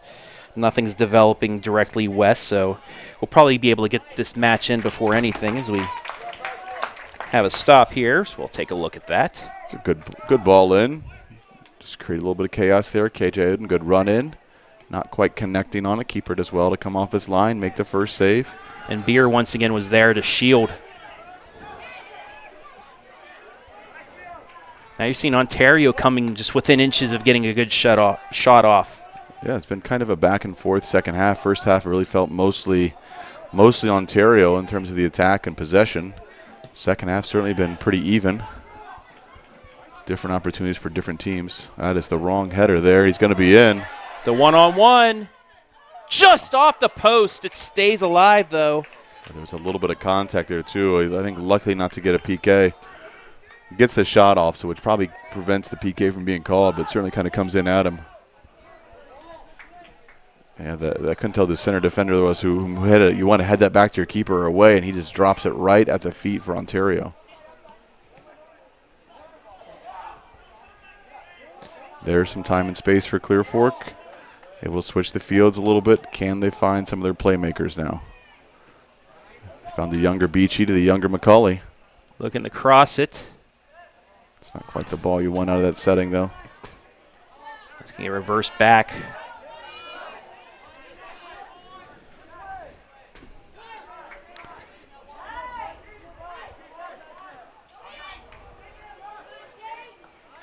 Going to get knocked out of bounds, so we'll finally get a chance to watch that play. Yeah, just see you got to head that back to your keeper. You got to bring it down to your own feet. Just flicking in that space is kind of just set up for disaster, and it was, but then it wasn't. Saved by the post. Good ball in.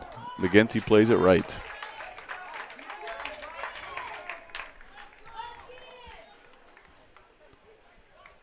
But again, you're seeing Clear Fork now, the ones applying the pressure offensively.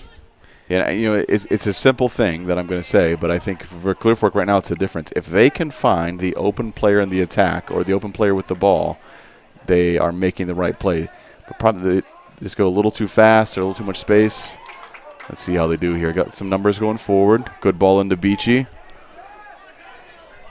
Little bump there. Looked to be shoulder to shoulder. Both guys kind of leaned in trying to make that contact. Beachy goes down. You can see it here on the replay. That's a good ball by Finn McCauley. And this is the way this match has been called as well tonight. Yep, a little bit of bumping, they're not calling it. I think that is the right play, the right no call. It's been consistent. They ran into each other. There's no arm extended. I think the referees got it right, and I think everybody's okay with that. But it's going to be a Clear Fork throw-in in a dangerous area. Clear Fork's getting closer. I don't think they've got a great chance on goal yet, but they're getting closer. And really, there's a great chance for Hogger in the box. A bit of a heavy touch. Drew the unprecedented, I don't know what you call it. We get 6 players on you. Shot just across the goal line. Won't go in. It'll be a throw-in as we take a look at the replay. You can look right there. Hogger brings the ball down. 6 players for Ontario surround him. Just impossible to get that ball off, to get that shot off, and it just goes wide. It's going to be an Ontario throw-in deep in their own end here. Hogger with the quick throw into Beachy. The ball is just kind of bouncing around. A little bit of chaotic in front of the Ontario goal right now. It's still not a great shot on goal. They're getting closer, Travis, but not quite that quality shot to force McGinty into a big save. He's making the right plays right now. Defensively, you know, they're not giving up those goals, but they're getting closer.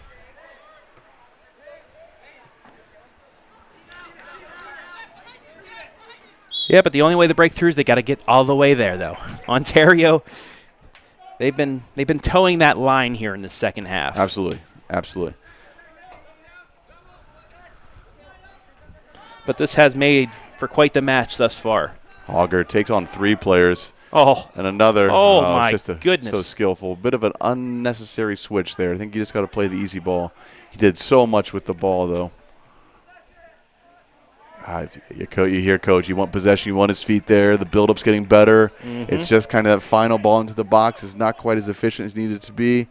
There's a flick on to nobody. Auger right there on McGinty. 17th minute of the second half, 57th minute of the match, still 1-0. Clear Fork, like Jesse said, getting closer though. It's good pace down the line. See if he can earn a corner. At least the throw, and I just like the effort there. I mean, just kind of takes what looks to be nothing and just creates at least a throw in for Ontario. Does well to kind of keep possession for his team. And we're getting closer to kind of your projection of this match as well. A tie or maybe a controversial goal for the win late. Yeah, I had 2-2, so I'm going to need some goals here real quick, and then my I feel it's coming. No offense to the – uh-oh. I didn't see that. Yeah. That's kicked out. Well, it wasn't kicked out. And also the fact that's going to be a corner. It's going to be a corner kick. Saw some bright shining in the sky, so it might delay our – It's also east of us, though, and south, so – doesn't really factor in if the referee sees it. It looks like they didn't. And I don't hear any rumbles maybe just up here in the view we had. It is kind of way over the tree line over there, but certainly enough to light up the sky a little bit. I know covering some actual football where we had delays, some referees would say if it's past this far enough to the west and you don't hear thunder for a while, we'll let it go. Oh, I don't think you can say that out loud. Not with the OHSA around. I think it's not quite how that goes. That's the right ball if somebody was there. Nobody is there, so it's kind of problematic for Clear Fork. McGinty again. He's just toying with him. So confident, so composed. I like it so far. Yep. He's just smashing the ball. It's not quite as deep as it has been, but got the height up there and flicked on by Clear Fork.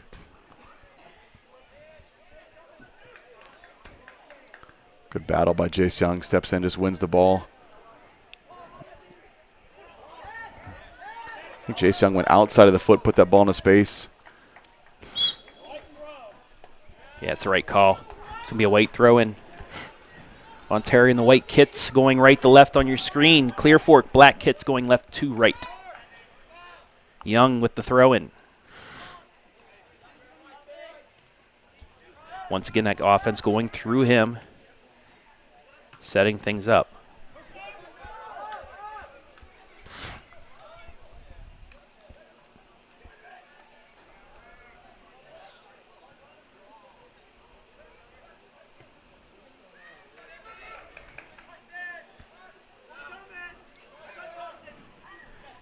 Good possession there by Ontario. Clear Fork backing off a little bit. There's some space to go. Nice little move there. Can be inside the box, and nice job by Peter to avoid that, allow the stop. It'll be a kick away as we approach the midway point of half number 2. A lot of contact there, going up for the ball. Nothing from the referee. A little bit of a sloppy round for about past 5 minutes or so.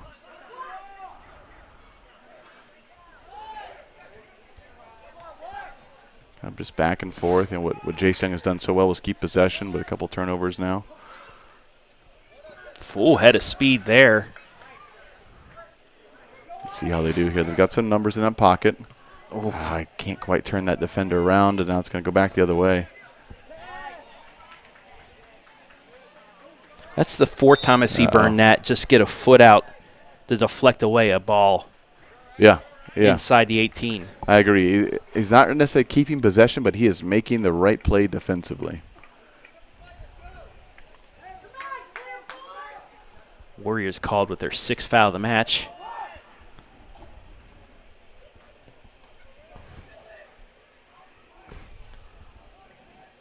It's hanging around the box. There's a shot just wide, though.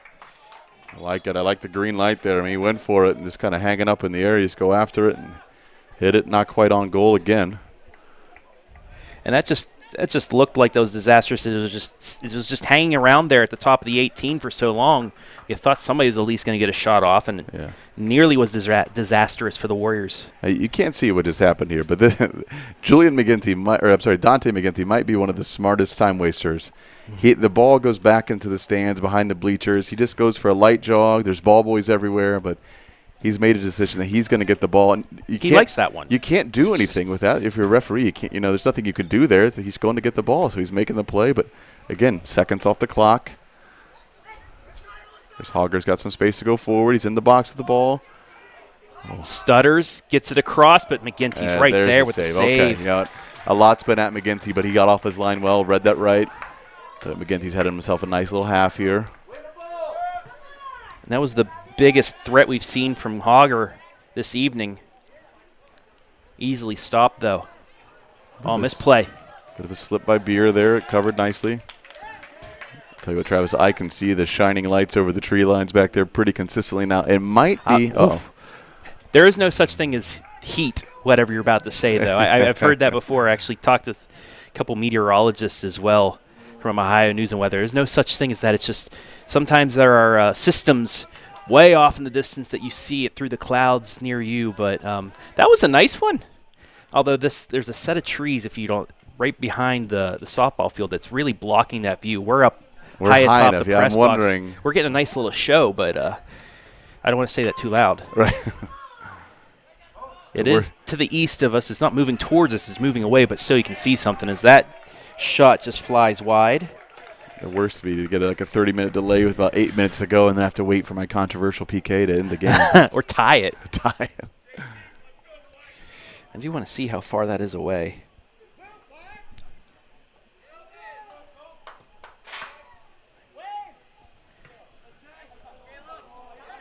Some frustration there for Clear Fork. It's that second ball, really. They're getting to the first now. Not able to hold that second. That is a system all the way down by Parkersburg, West Virginia. That's how far away that is. Okay. That's down on the Ohio River, yeah. That is quite a way. It's Caldwell, down in Caldwell, south of Cambridge. So it's about 100 miles away. Across the town, it is Ontario 1, Clear Fork 1 with freshman phenom Kaylee Chandler. It wasn't Hattie. Goal. It was not. Not the 18th ranked player in the state by Cincinnati.com. She has been nothing but phenomenal this season for the Warriors. I saw a group. I mean, their Lexington game. She hicked one from 45 out. She pulled a Taylor Huff just a little bit closer. It was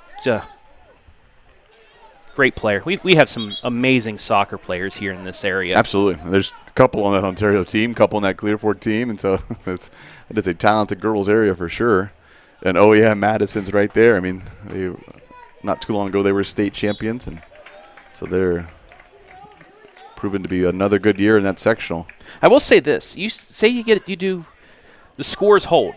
That score down there, up there in Ontario holds. Who do you vote number one?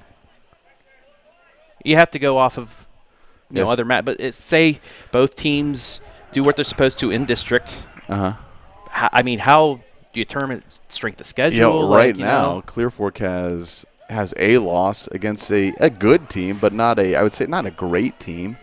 At least comparing those two standards. That's true. The record, yeah. It lost to Akron, Manchester. So I think the nod would have to go. If it's a tie, the nod goes to Ontario because they don't have a loss yet. They don't have the loss, but it's that close. It's that for sure, yeah.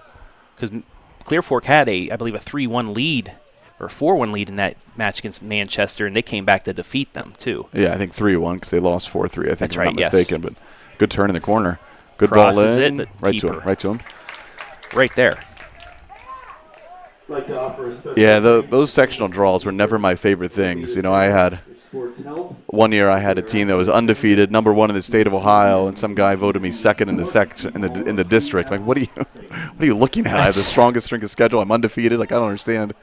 And I don't know if it's ill intent or not, but it doesn't always make sense coming out of there, but it happens. Was that the championship year? I think the year before. Oh, that was the runner-up year. Yeah. Once again, Ontario close to putting that second goal in, but shielded away by Clear Fork. Yeah, back in my day, I don't know what the process is now. I've been a little removed from it recently, but I always tried to figure out why could this not be done, like, over the computer, Zoom, FaceTime, something. I show up to one of these meetings, and there is no offense to our older population, like an 80-year-old coach out there who the process in person was confusing enough, so I cannot imagine adding the element of technology to this, and then I understood why I had to drive for this draw. Where was the draw at? We were going up to Huron or Tiffin. I think it was Tiffin. Tiffin was our home away from home for a long time. That's where the Flames were last year for a district semifinal. Yep. Ottosburg defeated them 1-0. 1 or 2-0. I did the game. I forget what it was. There's so many they've things. got a good group. I was a little surprised, honestly, at the Clear Fork Mansfield Christian result. Clear Fork 1-0. Take nothing away from Clear Fork. I like their team. I like what they're doing. Mansfield Christian's Achilles is they just are not scoring consistently. Mm-hmm. They've got a good group, really talented players. Coach McFadden's doing a nice job over there. But, I'd said I think all games will be close with Mansfield Christian, whether you play a really good team or a mediocre team. I just, when you can't score consistently, you don't have that kind of go-to scorer, you just kind of find yourself close in games. That's a good ball in by Ontario. Ooh, bit of a rush touch there. Oh. And not that Clear Fork is not on the same level. I just think if you can't score, you can't win. And that's what Clear Fork was able to capitalize on, which is the irony of tonight's game. If they've had some chances, but no goals. Still 13 minutes, though, to equal things up. Still time for a controversial PK. Oh, you're hoping.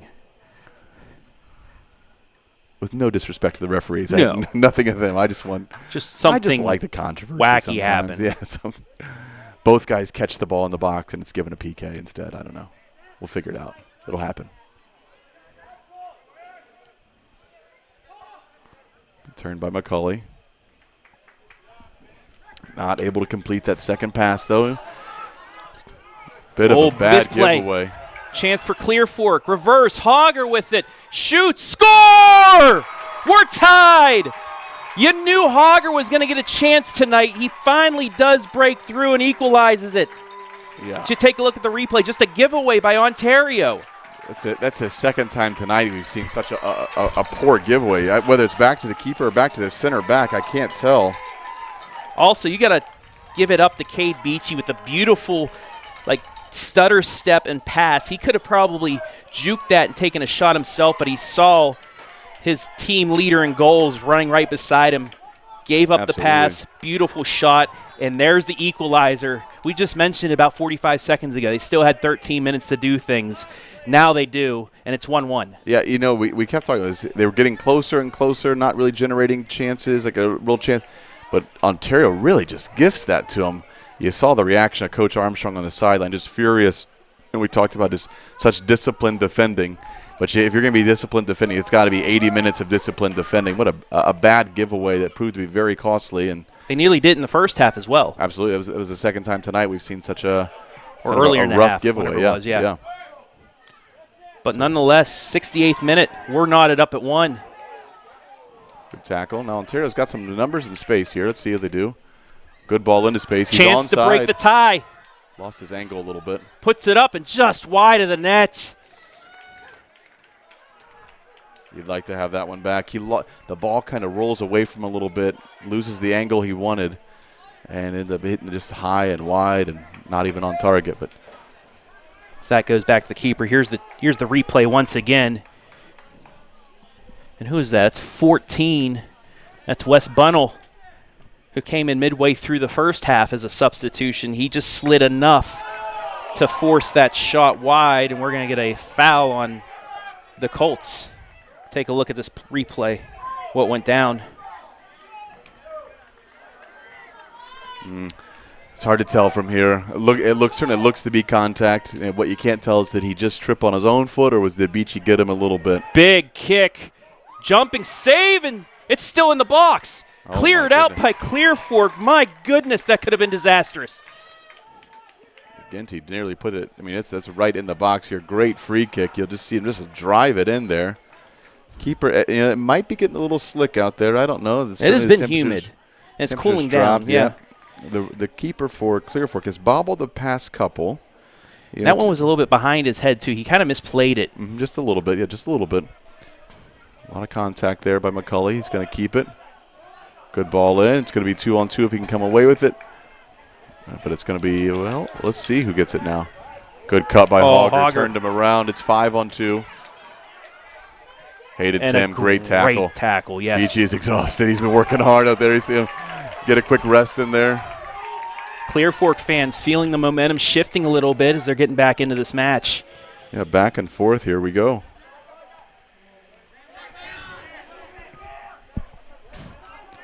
Some space for McCulley to work with on the wing. Let's see what he can do. And he has time as well. He's got Cade Beachy in the middle, not able to find him, but Jaden Beachy does find him.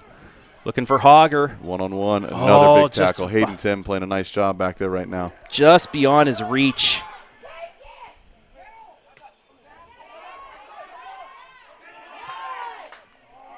Bit of a bad giveaway there by Clear Fork. Caleb Peters, not the ball he wanted, I don't think. Gave it right back, though. You're just looking where Hogger is. He's on sides right now, but they can't get it to him. Oh, they're trying. Yeah, they're trying hard, but once again, Ontario, as they've been doing all match long, just keeping their feet in those lanes multiple times. What an effort by Bronson Frost. He's just running through people right now. Just kept getting the ball. You just see it 3 straight times. You thought Ontario was going to clear it out. Nope. Thought Ontario was going to clear it out. Nope. And you thought Ontario would clear it out. No. He just kept the pressure high and is rewarded with a Clear Fork throw-in in a dangerous area. That is just hustle by both sides there. The want by both sides. That's great work by Bronson Frost. Top of the 18. Hogger just heads it in and it's flicked out. 8:25 left in regulation. We're now tied at 1. There's some space again on the wing. Let's see if we can get a quality ball into the box. Nice defense. Once again. There's that Bernard again. I think Bernard is all night. The back line defensively has done really, really good job for Ontario. Their passing ability has been a little suspect, which obviously led to a goal at times. But one-on-one defensive effort, I like it. That makes its way through, and McGinty's blocked. That's a card. That's going to be a card.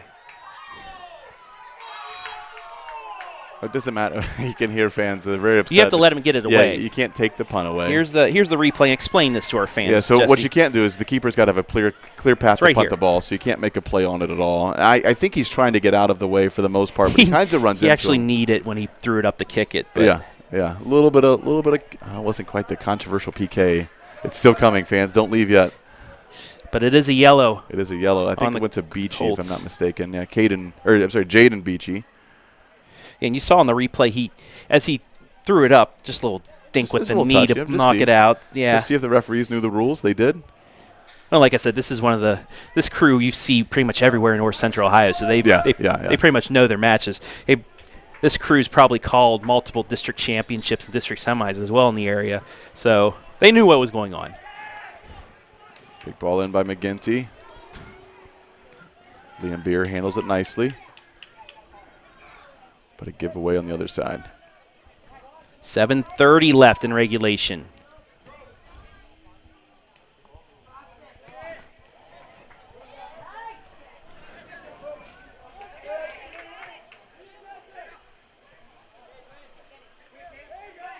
There's Cade Beachy. Finds Hogger. Just beyond his reach, though. He's going to go out of bounds. Now Jaden Beachy checking back in. It's an interesting way to get a rest. I mean, he subs out, gets some water, gets some rest. Picking up a yellow in the process. Got to be a little careful with it now, but he's not really that type of player, so you're not too concerned.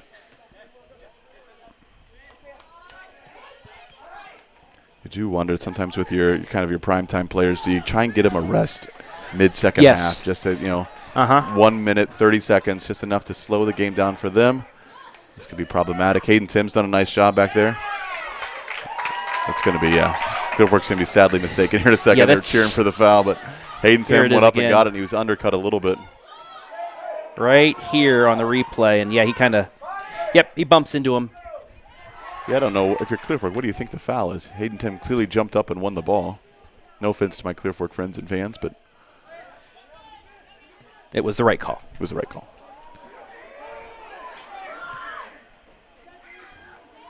See, Clear Fork's had a little bit of time on the ball here. Avoids the slide tackle. That was a aggressive slide with no he contact He went a good 6 yards past, too. That was some authority. Oh, he touched it. Oh, it's still in play. He rushed his chance for clear fork. Beachy. Deflected. It's going to be a corner. He was trying to shield it out. I think it hit him on accident, and then he panicked and just kind of missed his clearance and right to Beachy, but recovered nicely by Ontario just to give away a corner instead of a shot. Bit of a low corner in, but it's going to come right back to him. Let's see another if the better chance. The one-timer just wide. There's a cramp for Ontario on the far side. I think he's cramping up. I think it's just a cramp based on the way things are looking at it. We'll take a look at that play one more time. Some good sportsmanship. I don't know if our cameras can get to it, but Cade Beachy rushed over there to help stretch him out. Recognized right away. The trainers out there and help him as well. All right, well, while they're working out that cramp, we'll take a quick break. 5:32 left. Do we have a winner tonight, or are we going to stay tied? We'll find out.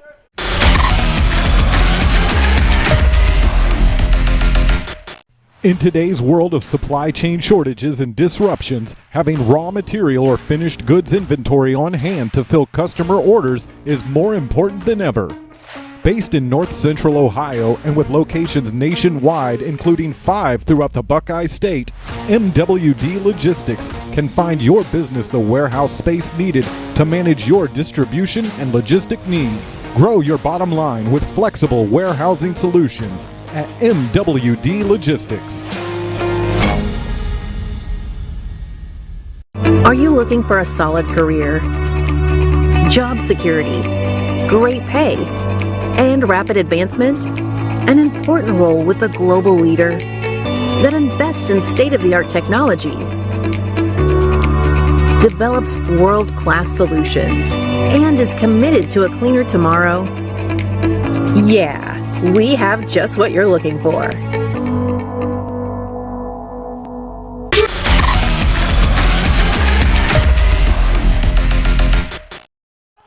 Injured player, you see he was able to walk off on his own.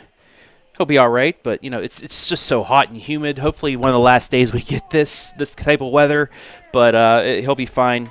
Just got to work that out. But 5:32, this is going to come down possibly to the final second. PK, Travis? Absolutely. That's what you want. Absolutely. Oh, man. I'm going to lose it if that happens. 1-1 on the MWD Logistics scoreboards. We welcome everybody back in here live and free.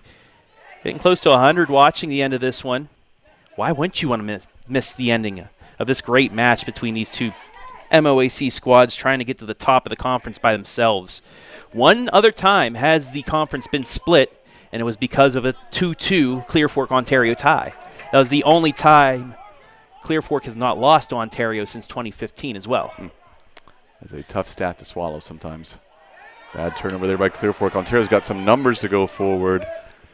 Bit of a rough ball. These numbers are still there. Defended nicely by Clear Fork, though.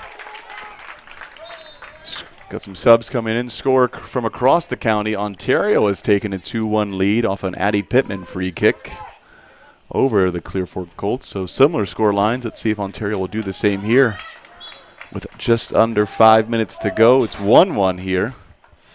Yeah, you talk about Hattie, but don't forget Addie either over there at Ontario. Yeah, I've had some conversations with some friends of mine. If you're doing a bit of a draft, a bad throw-in. You don't get that too often at this level. If you're doing a kind of a fantasy draft, or who would you pick first on the girls' side of things, and certainly there's a case for either Addie or Hattie. Nevaeh Lewis, Abby Boyce. Clear Fork's obviously with Barnett, Wine, and they've got some players too. So it's an interesting, fun icebreaker for the ladies soccer fans of the area of who would be your number one pick. It seems like if you get a top 5 pick, you're going to have a stud. Absolutely. Oh, for sure. It's like picking between Josh Allen and Patrick Mahomes and Kenny Pickett. All three very good quarterbacks. Whoa. Did you put Kenny Pickett in the same category as Patrick Mahomes and Josh Allen? Not quite yet. Would you put somebody like that's going to be a throne for Ontario. Joe Burrow, put him there with them, despite not having. He did take him to the Super Bowl, so yeah, I'd say put him in that as well. He's an elite level. If he stays healthy, I think he's an elite level quarterback. If Kirk Cousins makes it past one round of the playoffs this year, is he in the conversation with them? He's a great regular season quarterback, but not in the playoffs. Impressive show of juggling right now. 5 touches without hitting the ground by everyone. Clear Fork's got a chance to go forward. There's some space. Can he get to it in time? He can. Hayden Tens made some big tackles, and again he does. Flicked away. It'll be a throw-in for the Clear Fork Colts with under 3 to play. Travis, I'm a little torn of who the player of the game is going to be. There's been some good play from multiple players. Do you give it to the equalizer now? Or do you give it to, I don't know, a defensive player for the visiting team who's really done well? I don't know. That's what I'm going to leave it up to you. I'm going to give you the microphone. You get down on the field, and whoever you have, just give me a couple minutes notice so I can put the name in, but I'm going to let you. You're the soccer expert, my friend. Can people vote online? Are we doing that tonight? Yeah, let us know. Let us know who you think tonight's MVP is. I know there's about 90 of you watching. Normally there's a clear cut for me, and I don't have not a clear tonight. Cut. Not that people are not playing well. There's multiple. It's just a good game right now. It's good. It's competitive. It's even. Yes, it is. It has been an entertaining night. Referees kind of letting them play too, which is absolutely fine, the way they've been calling this match. The game has been called consistent. I think everything's been right from the referee we're getting until this controversial PK comes. We're getting our own light show off about 100 miles away. I appreciate that. Oh, here's a chance. Through. Slide tackles there, though. Uh-oh, here it is. Referee. Oh, it's a controversial no call. That's what we get. Oh, I got to replay that if it goes out of bounds. There is a little bit of contact for sure. I think he goes down pretty easy. That's going to go out of bounds here. We'll take a look, Jesse. Let's see. I think he has the ball. I think he has the ball. He's thinking PK all the way. He's trying to get me what I want, but I appreciate the effort, but I don't think it's. This is too good of a refereeing crew to give you that call, Jesse. They're not getting that one. Oh, nutmeg. Beachy with some skill. Finds his brother. 70 seconds left. Good Give and go. Combination play. Look at Clear Fork move the ball now. They couldn't do it at all in the first half, and it's a thing of beauty right now. Smart play by Ontario. They'll knock it out, but there's a minute to go. Clear Fork's going to have a chance. Coach is saying, where is that the first 79 minutes of the game? Can the Colts get its first win in 12 tries? See Cade Beachy is gassed right now. He's played a lot of minutes tonight. He's done a great job. Headed back out. Kick back in. Nobody there. It's cleared away. 42 seconds left. Does Ontario have a counter?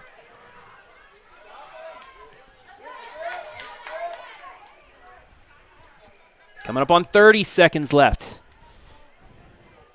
Back and forth. The game has been so even statistically, play, style. Ontario throw in 20 seconds. I want these guys to play again in the tournament just so we can see them match up again. It's so even. There has to be a winner in the tournament.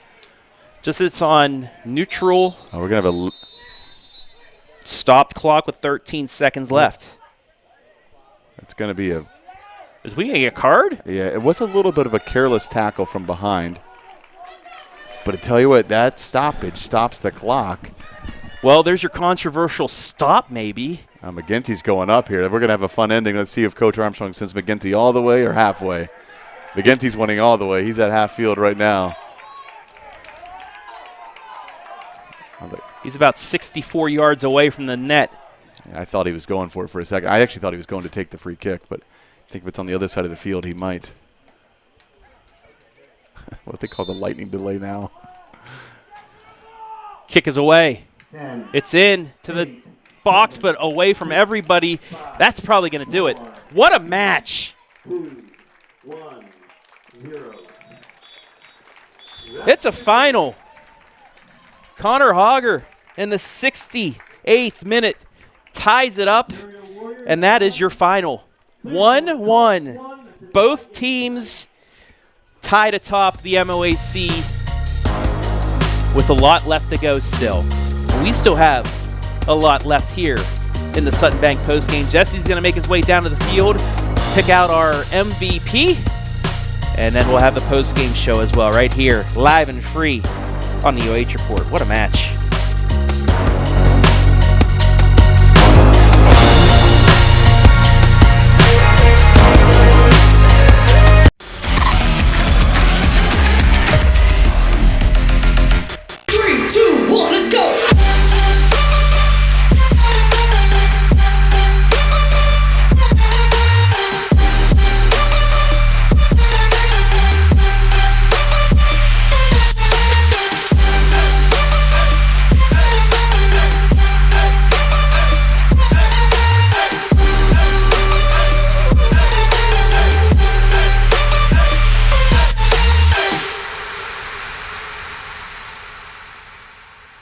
In today's world of supply chain shortages and disruptions, having raw material or finished goods inventory on hand to fill customer orders is more important than ever. Based in North Central Ohio and with locations nationwide, including 5 throughout the Buckeye State, MWD Logistics can find your business the warehouse space needed to manage your distribution and logistic needs. Grow your bottom line with flexible warehousing solutions at MWD Logistics. Are you looking for a solid career, job security, great pay, and rapid advancement? An important role with a global leader that invests in state-of-the-art technology, develops world-class solutions, and is committed to a cleaner tomorrow? Yeah, we have just what you're looking for.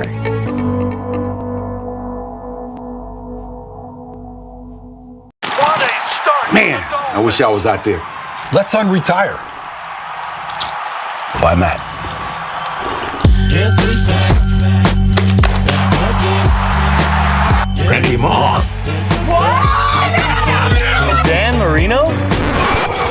You alright? Hey, Grandpa! Grandpa? I still got it. 22. 22.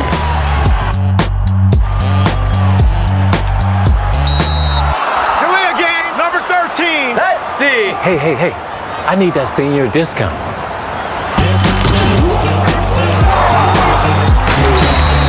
That's the game. Mr. Marino, you mind if I take a selfie? Thank you. I'm good right here, bro. Unretirement? Who'd be dumb enough to do that?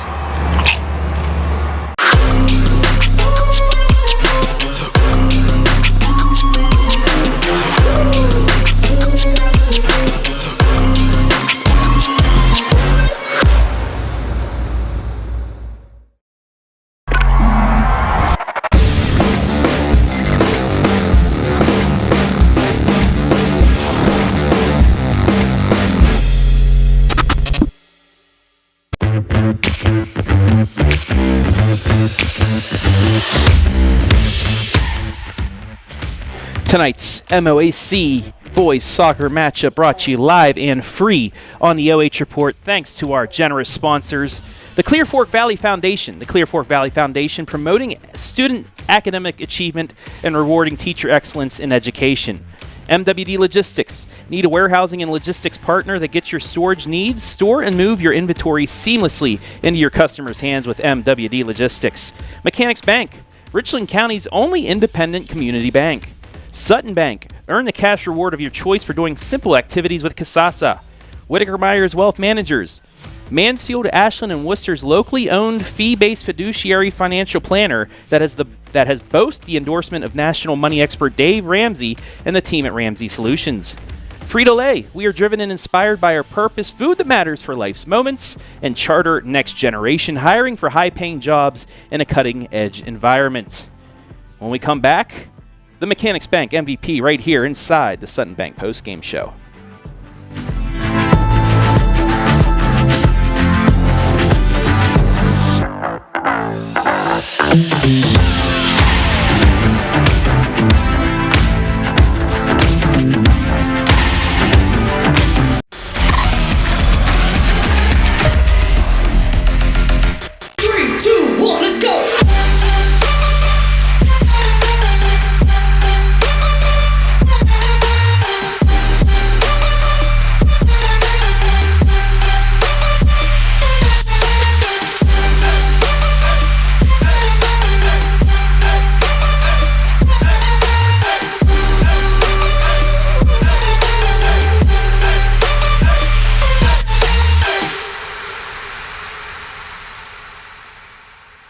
In today's world of supply chain shortages and disruptions, having raw material or finished goods inventory on hand to fill customer orders is more important than ever.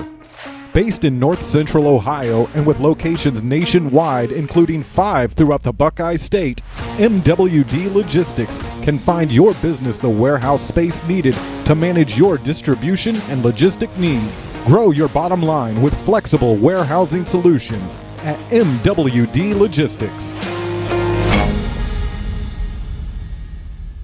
Are you looking for a solid career, job security, great pay, and rapid advancement? An important role with a global leader that invests in state-of-the-art technology, develops world-class solutions, and is committed to a cleaner tomorrow? Yeah, we have just what you're looking for.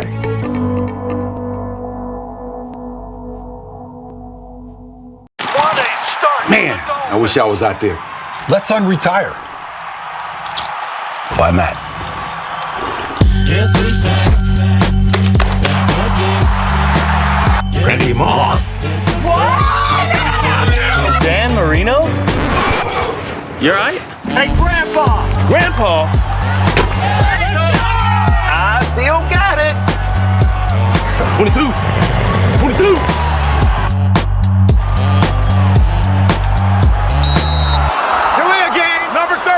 Let's see. Hey. I need that senior discount.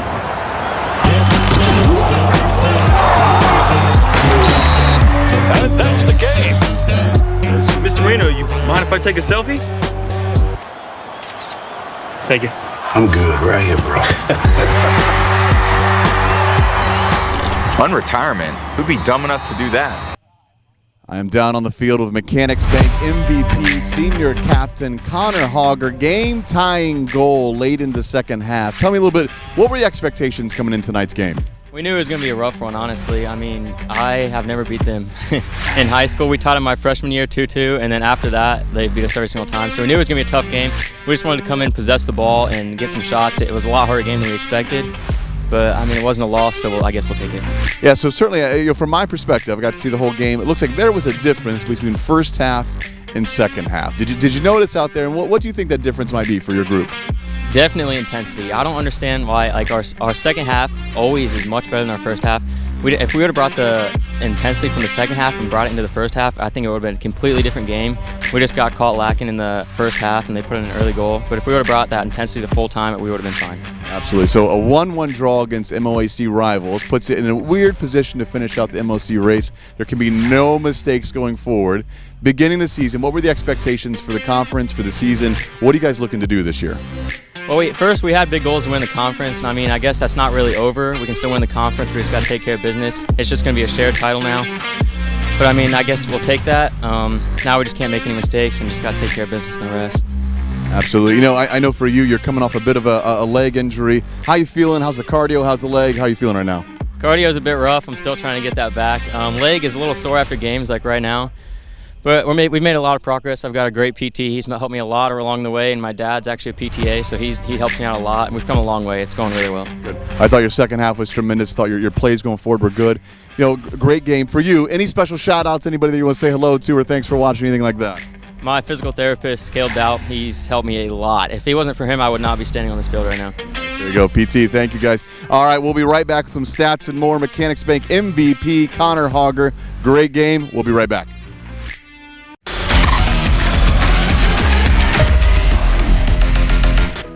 In today's world of supply chain shortages and disruptions, having raw material or finished goods inventory on hand to fill customer orders is more important than ever.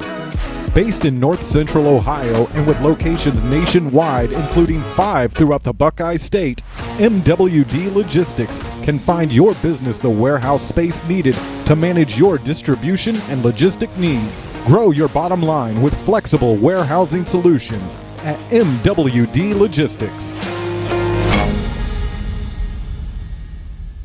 Are you looking for a solid career, job security, great pay, and rapid advancement? An important role with a global leader that invests in state-of-the-art technology, develops world-class solutions, and is committed to a cleaner tomorrow? Yeah, we have just what you're looking for.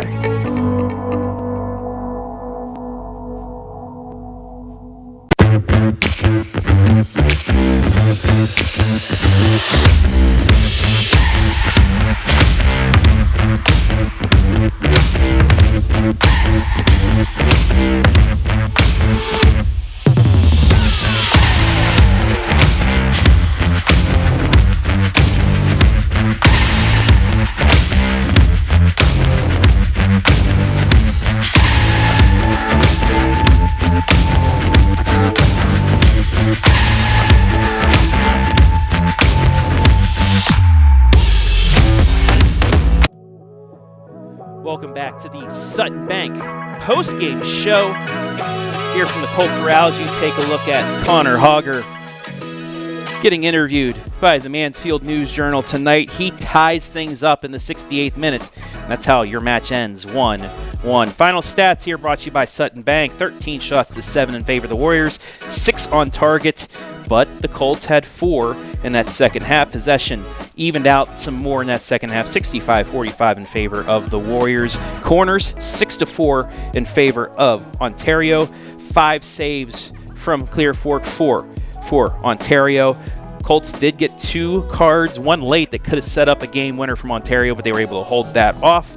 Fouls, 6 apiece. Ontario started the scoring in the 12th minute. Hector Sanchez Vidal, the sophomore, our player spotlight, scored to make it 1-0, and then our other player spotlight, Connor Hogger, in the 68th minute, off a mistake and a nice pass to him, tied it up 1-1, and that is your final. Both teams now 1-0-1 in conference. Both teams, they went out, they will share the conference for only the second time. Clear Fork shared it once with Ontario. Ontario's won it 5 times outright and 1 time with the Clear Fork Colts. As I welcome back Jesse Ryder into the press box. And any final words for you, Jesse? That was a fun match. Yeah, it really was. I was talking to both Connor and the Clear Fork coach, Nate Gailey, and just kind of tale of two halves for Clear Fork. A little bit of inconsistent in the first half, and what we were saying is you could see some glimpses of what is still available for Clear Fork. We referenced there was a play late in the second half, and just boom, give and go. Ball movement was good, and they just couldn't quite get the final shot off to get that you ran up goal. here, didn't you? I did. I'm out of breath. I'm out of shape. Depressing all at the same time. But I think this Clear Fork team, they're young. Coach was saying they started 3 freshmen. They play 5. As a young group. I thought the Ontario group, I think they're surprising people. I think everybody kind of wrote them off. A lot of transition, losing All-Americans and a couple of very key pieces, new coach, all these different things. But you know what? Coach Armstrong had them ready. They were ready to go tonight. They played well. Certainly some difficult mistakes that'll be tough to swallow, especially that led to the Clear Fork goal. But I thought a good competitive matchup. I hope that come tournament time, we can see a repeat for both sides, boys and girls, of Ontario against Clear Fork, and maybe they're looking to kind of get that rematch in there, where there has to be a winner for the boys, and for the girls, it was a great game. I heard on the other side 2-1 to Ontario, which puts them in control of the MOAC race for the girls. But for the boys, you can't slip up. What Connor was saying, no ties, no bad losses. You just gotta keep winning, and just gotta share that title then. Well, I'm gonna let you catch your breath so we can wrap things up here as well. I want to thank everybody for making things possible tonight. Jesse Ryder, color commentator. Jeremy Peoples on the camera, as well as all of our sponsors, 7 sponsors on this game tonight. I want to thank Adam Thompson, audio video design as well. MWD Logistics, our scoreboard sponsor. Mechanics Bank, our MVP sponsor. Sutton Bank, our pregame, halftime, postgame sponsor. Whitaker Myers Wealth Managers and Stephen Armstrong, our replay sponsor. Frito Lay, MWD Logistics, and Charter Next Generation, our commercial sponsors. And one final shout out to the Clear Fork Valley Foundation as well, a sponsor. I want to thank Jess Brokaw and the fine folks here at the Clear Fork Athletic Department for allowing us to be here, as well as the OHSA for allowing us to live stream these matches and games to you live and free. 1-1. It's a tie. It's a tie atop the MOAC. We'll see how it works out, but right now, Clear Fork and Ontario have a path to a championship. For Jesse Ryder, I'm Travis Berardi saying so long from Belleville.